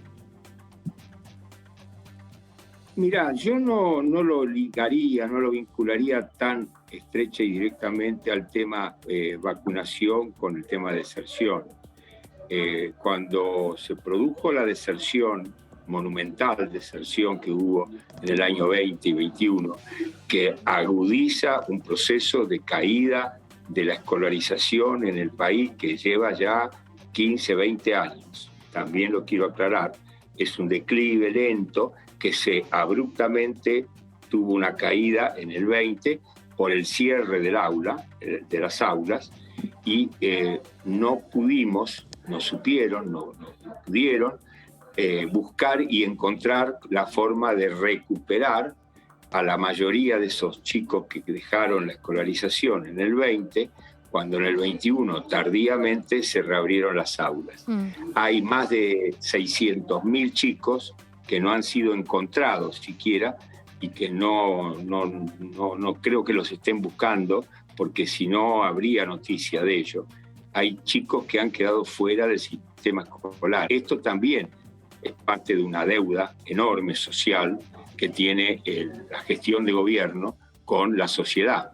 La deuda nada menos que de la ignorancia y del aprendizaje. Acá estamos apostando, no sé si deliberadamente, pero a una situación de agudizar la ignorancia en la Argentina. Y eso es sinónimo de más pobreza y de pobreza estructural. A los chicos estos que han quedado fuera del sistema escolar hay que agregarle la depresión que tienen muchísimos chicos según todos los estudios de las personas más serias, de los profesionales más serios, que dicen que el grado de depresión que están sufriendo muchos chicos es alarmante. Ahora, el tema de la vacuna es un tema muy delicado. Sí. Yo anoche tuve un Zoom con gente antivacuna. Me asombró la dureza con la que plantearon sus posiciones. Dureza y hasta con un lenguaje muy fuerte, ¿no? Ya ni siquiera hablando como alguna vez alguien dijo, me parece que ligero de lengua, que la vacuna era un veneno. Acá ya hablan de que es Elisa un arma Carrió dijo asesina. eso, ¿no? en su momento. Sí, pero después se rectificó, después aclaró. Yo creo que la vacuna es experimental, es eficiente como una prevención, no es la solución única y excluyente, pero es ayuda. Cuando los chicos desertaron no había vacuna para pediátrica, así que no se puede hablar y por eso decía, no se puede vincular lo del 20 y 21, porque lo de la vacuna pediátrica ha aparecido recién el año pasado, los últimos meses, recién ahora se está instrumentando, pero creo que con el resguardo del caso, con la consulta del pediatra por parte de los padres, hay que vacunar a los chicos, pero tampoco relajarse y creer que porque están vacunados ya están inmunizados. Hay que seguir teniendo recaudos, haciendo los cuidados que corresponden, pero eso sí, ruego por favor que no vaya por esta cuestión de la cepa Omicron, como por la alarma que causa el gran número de contagiados que tenemos, no cierren las escuelas. No cierren las escuelas. No sé, durante el otoño hagan las clases en los patios, no sé, al aire libre. Hagan lo imposible para no cerrar las escuelas. No, eso no funciona. Si volvemos diputado, al aire libre en otoño no funciona. Si no te da COVID, te da otra enfermedad, porque el frío no es tolerable, digamos. No, en otoño no sea friolento. No. En otoño no. Le habla una fueguina con conocimiento de causa. Imagínese, pero no. Lo digo en el sentido de que sí, obvio, es complicado el tema de poder llevar adelante clases en espacios abiertos, sobre todo pensando en las distintas regiones del país, ¿no? Porque no es el mismo frío en Buenos Aires en el otoño que en otro punto. Estoy hablando pensando en el país de acá para el norte. Claro. Me dejó afuera a mí allá en el sur, en el fin del mundo.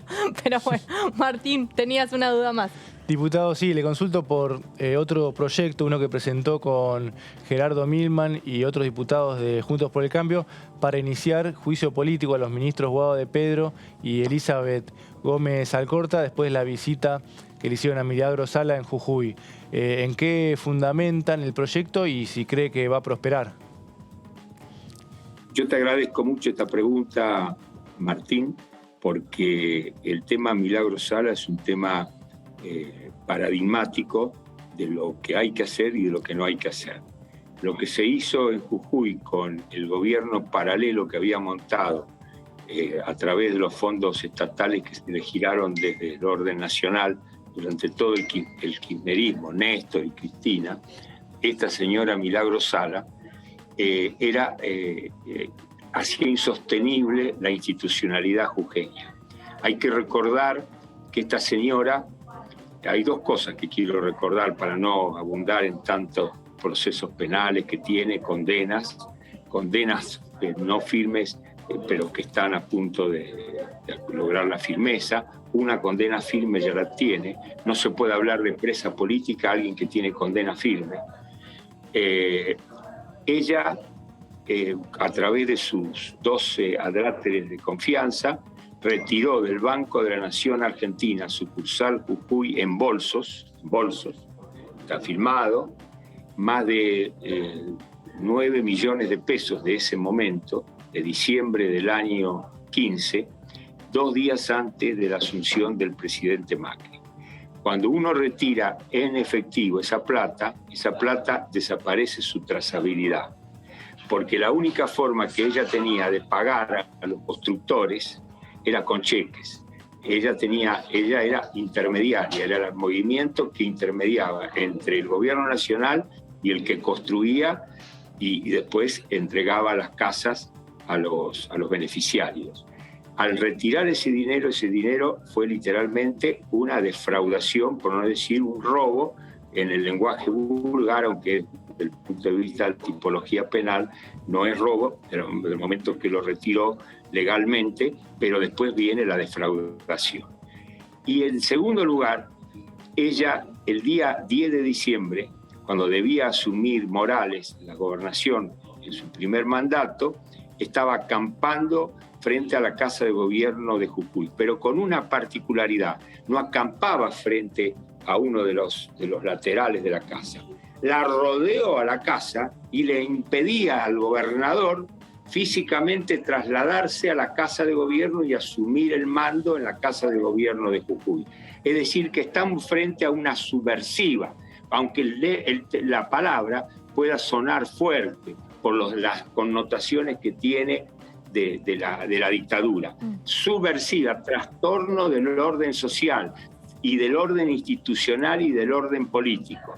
Esa mujer estaba buscando impedir que su enemigo político, Morales, que ya la venía denunciando desde años atrás, cuando estaba en el llano, pero era senador nacional, en el llano Jujuy, pero tenía una funcionalidad alta como senador nacional por Jujuy, esa confrontación hacía insostenible la situación. Fue preventivamente detenida. Se puede cuestionar la prevención de la detención, pero eso fue así. Lo cierto es que después tuvo condena. No puede un ministro del Interior ir a solidarizarse con una persona condenada por la justicia y con 3 condenas que están a punto de ser firmes y con procesos muy avanzados que pueden terminar también en condena. Y además con intervención de la Corte Suprema de Justicia de la Nación, para que no digan que es la manipulada justicia, entre comillas, de Jujuy por la influencia del gobernador Morales en ella, que por supuesto yo desconozco y rechazo. Y le quiero decir una cosa: yo fui autor, y me congratulo de decirlo, no lo he contado muchas veces, de haber evitado que el Parlamento del Mercosur se constituya en la cárcel y le tome juramento a ella en la cárcel cuando ya estaba a punto de producirse esa situación. En una reunión en abril o marzo o mayo del año 17, ya un año y pico después de haber asumido allá en el Parlasur todos nosotros, los kirchneristas usaban ese bochorno de ir al Alto Comedero, a la cárcel, a tomarle juramento a esta señora porque ella había sido electa, pero no había asumido porque estaba en el acampe, como decía, en diciembre del 15. Claro. Entonces, tuve la suerte de que un brasileño, que hoy es un alto es un senador importante del partido de Lula, cuando yo abogué por evitar esto, miró y dijo: no, esto sí es cierto, tenemos que tener mucho cuidado. No podemos hacer cualquier cosa con una institución. Vamos a postergar esto y reexaminarlo, nunca más lo. Esa señora es un peligro social y además es corrupta. Es corrupta. Milagros Sala es una corrupta. Y esa señora no puede ser visitada por el ministro del Interior y el ministro de la Mujer a título de nada. Y por eso entonces ahora usted... sí. Pide el juicio político a los funcionarios. Yo voy a insistir el juicio político contra ambos dos funcionarios. Bueno, es difícil avanzar en un juicio político en el Parlamento, pero bueno, no se terminan de concretar. ¿Cuántos pedidos de juicios políticos hay generalmente? Mire, la peor diligencia es la que no se empieza. Yo cambio la forma de decir el adagio. Empezamos, no sé si podremos prosperar. Peor es que no hagamos nada. Perfecto. Nosotros cuestionamos esta actitud de Guado de Pedro, que nos llama la atención porque creíamos que era más prudente, y de la ministra Gómez Alcorta, que debe dedicarse a tantas mujeres que sufren por todos lados, a pesar de todos los amparos que proclamamos que le damos, y en vez de ir a congraciarse con una persona que está en prisión domiciliaria, legalmente juzgada y condenada y procesada en varias causas. Claro. Bueno, la última pregunta la tiene cantando. Sí, no, porque no queríamos dejarlo sin preguntarle por el proyecto que acaba de presentar para endurecer penas de homicidios viales. Un poco de qué se trata, cómo son las penas hoy y cómo quiere que sean. No, lo que nosotros planteamos es que hay que asimilar la situación de manejar con temeridad, en estado de ebriedad, en estado de enajenación por la droga, sin el registro de conducir y a alta velocidad, superando el triple de la permitida. No sé, hay varias condiciones que se dan. En ese caso, es un homicidio como cualquier otro homicidio, que le llamamos vial para caracterizarlo, pero no puede ser que ningún juez del país diga, no, bueno, esto fue una situación, fue una fatalidad, la verdad es que fue un accidente, fue una imprudencia. No, fue un homicidio. Entonces, 25 años, homicidio, punto, homicidio. Acá hay que terminar con una situación, Mauricio, que vos sabés que existe. Somos el país récord en muertes por homicidios viales, por mal llamados accidentes viales del mundo entero. Sí. Y el accidente vial, el mal llamado accidente vial, es la primera causa de muerte en los jóvenes argentinos. Totalmente. Esas son dos cuestiones, dos cifras, dos estadísticas, dos datos que no se pueden soslayar nunca si vamos a analizar esta cuestión. Esta es una cuestión muy delicada, porque la Argentina no es que tenga un accidente aisladamente o una situación, es un país que conduce muy mal. Hay una inconducta como conductor al manejo de los automóviles que transforman a estos en armas mortales. En Mar del Plata, acá donde yo estoy, no se respeta una sola bocacalle al peatón. Hay que ponerse una coraza para poder cruzar en algunas calles y hacer respetar las normas de tránsito.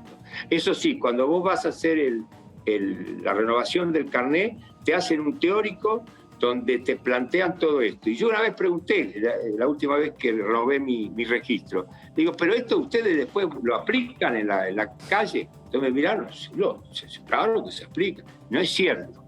Tenemos la inconducta más grande al volante que yo conozca en todo el mundo. Cruzo a la banda oriental y es impresionante el respeto que hay conduciendo. Crucé la vez pasada hablando del tema de los mapuches, no quiero hablar de eso, pero crucé a Temuco, estuve en Temuco, pero hace tiempo, ¿no? Ah, no, pero no en pandemia, porque no está cerrado. No, hace tiempo, ahora 10 años. Y me asombré que yo estaba conduciendo un auto, me asombré que por haber metido la trompa del auto 10 centímetros en la senda peatonal, me miraron con una cara, y el coche no tenía patente argentina porque era un coche alquilado. Me miraron con una cara porque allá el respeto al peatón es sagrado. Acá tenemos que, yo no sé si la vía del Código Penal es únicamente la que debe emplearse. Seguramente hay que educar mucho más para que también sea efectivo. Pero malas costumbres. Con las dos cosas, educación. Sí, malas costumbres que tenemos, totalmente. Bueno, diputado dijo que está en Mar del Plata. Yo quiero saber cómo está el clima entonces, a ver. ¿Está para ir a la playa? Hoy es un bellísimo día. Incluso tendiendo a ser caluroso. Ajá. Y con un solazo que abrazaba.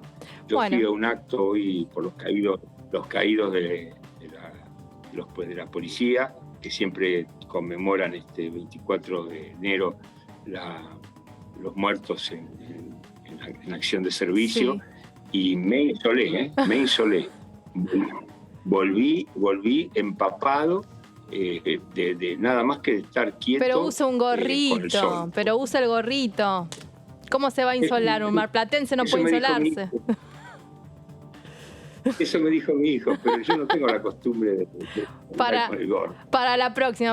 Bueno, diputado, yo lo voy a invitar a que vaya a una escuela en Tierra del Fuego donde con bajas temperaturas a la mañana se te congela el pelo. ¿Sabías, Martín, vos que No vas sabía, y vas con el pelo Qué escarchado? fuerte, Es muy fuerte, así que lo invito para que repiense eso. Diputado, que tenga ¿Cómo te quedaste con Me eso? quedé con la espina porque ¿Cómo te quedaste con eso del patio? ¿Te quedaste con eso de hacer Me sentí el aula discriminada. en el patio? Diputado, que disfrute de este lunes y muchas gracias por haberse contactado con nosotros. Seguimos hablando seguramente los próximos días. Chau. Gracias.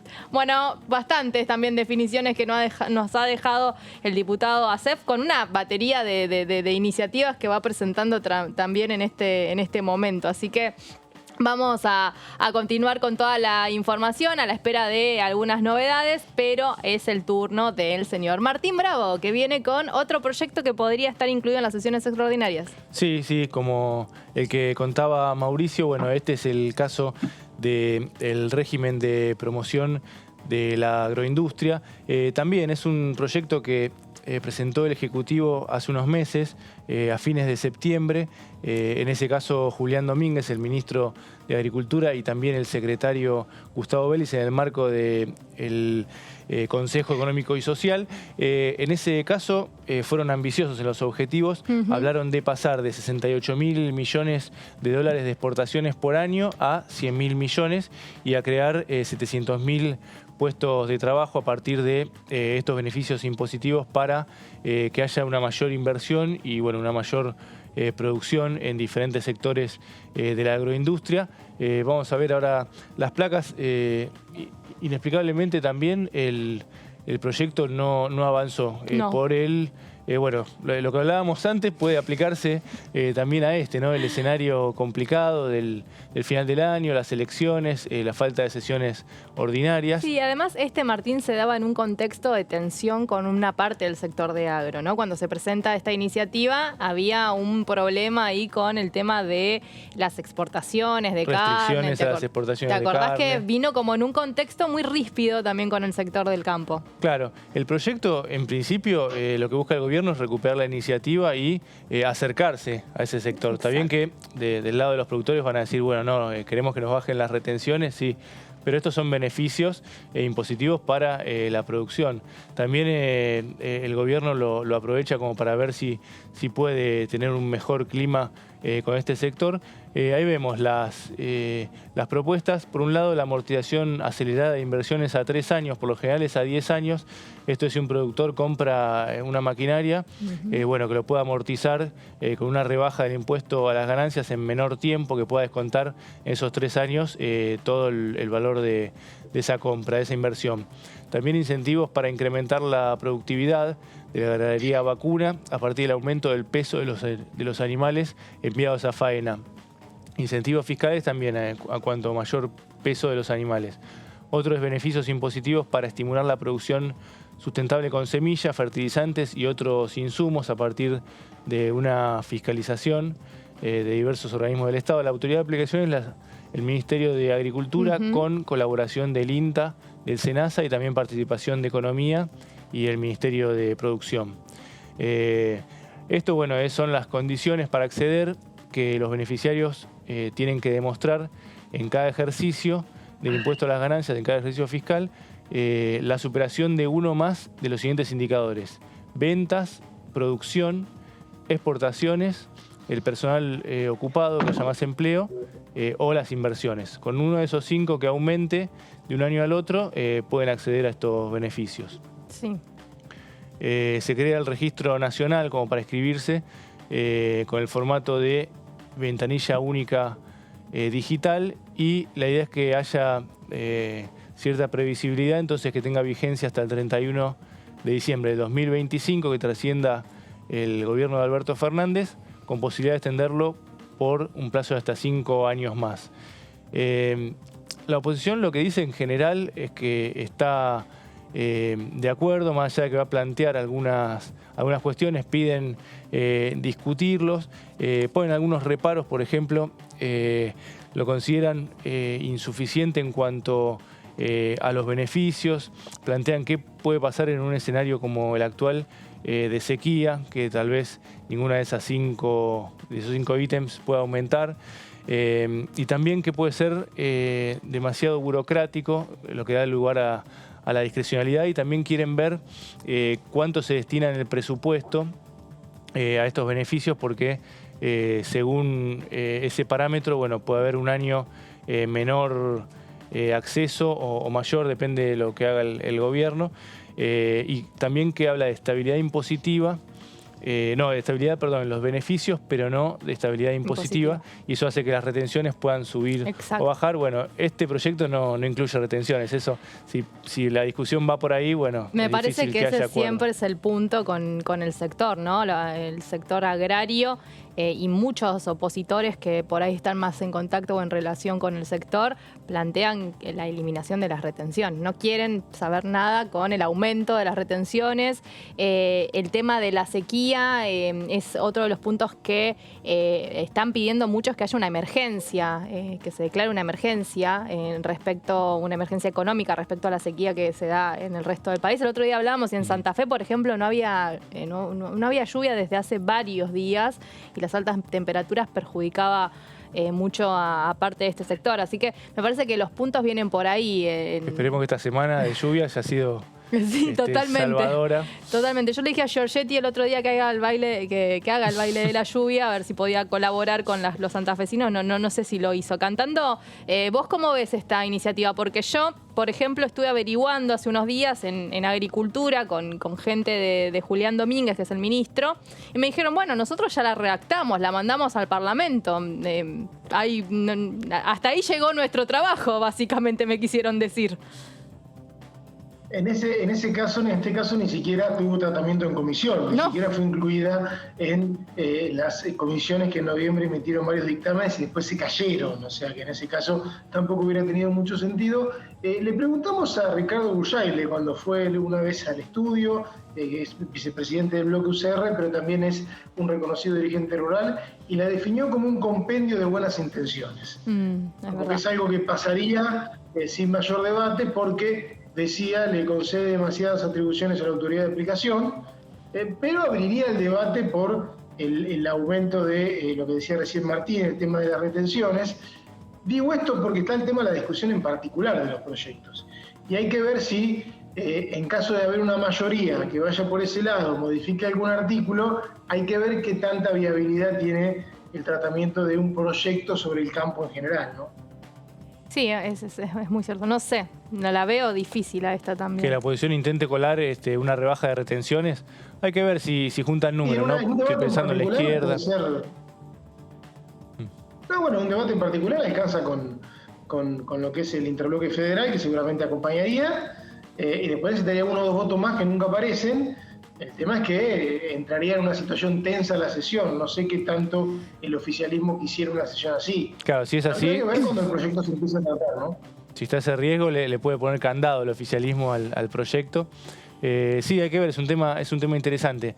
El proyecto habla de eso que decíamos, estabilidad en los beneficios, en esos beneficios impositivos, no en cuanto a las retenciones.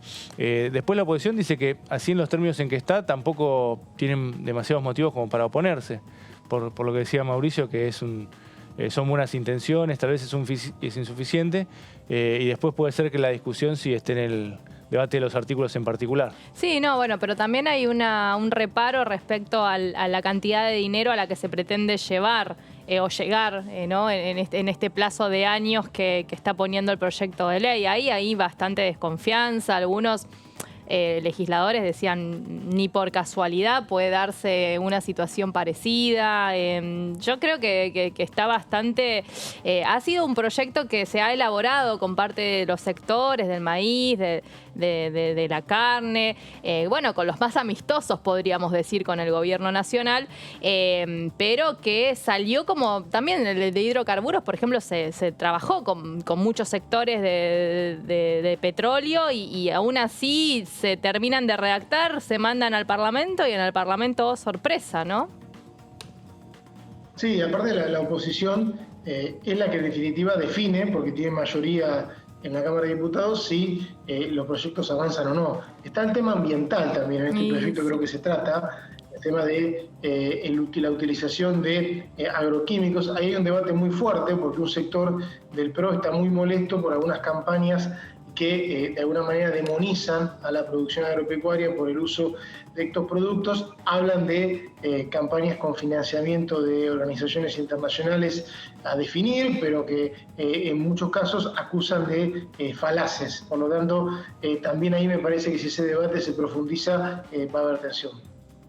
Bueno, no, y en respecto a esto de los agroquímicos, incluso hubo una iniciativa que se presentó en el Parlamento para regular este uso de estos químicos en lo que son las plantaciones, y que también, me acuerdo que Alberto Fernández la había incluido incluso en el temario de sesiones extraordinarias del año pasado, pero tampoco, nunca se debatió absolutamente nada al respecto. Tenemos un mal precedente con estas cosas. Hay expresiones fuertes. El vicepresidente de la comisión, el vicepresidente de la Comisión de Agricultura, que es Pablo Tonelli, que habló varias veces con nosotros, afirma que la utilización de agroquímicos es menor, mucho menor hoy que hace 2 o 3 décadas, por lo tanto no tiene ningún sentido demonizarla, y hay que ver si esto se deriva en una nueva pelea gobierno-campo por ese tema.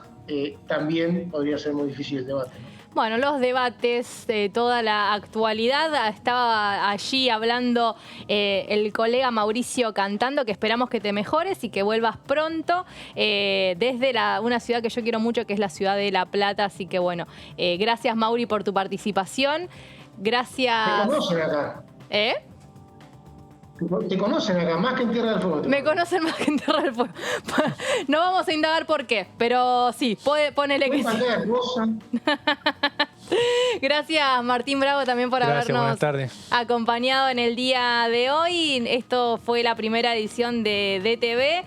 Van a continuar con la actualidad informativa con el equipo que entra en minutos nada más y nosotros nos vamos a reencontrar mañana. Así que hasta mañana.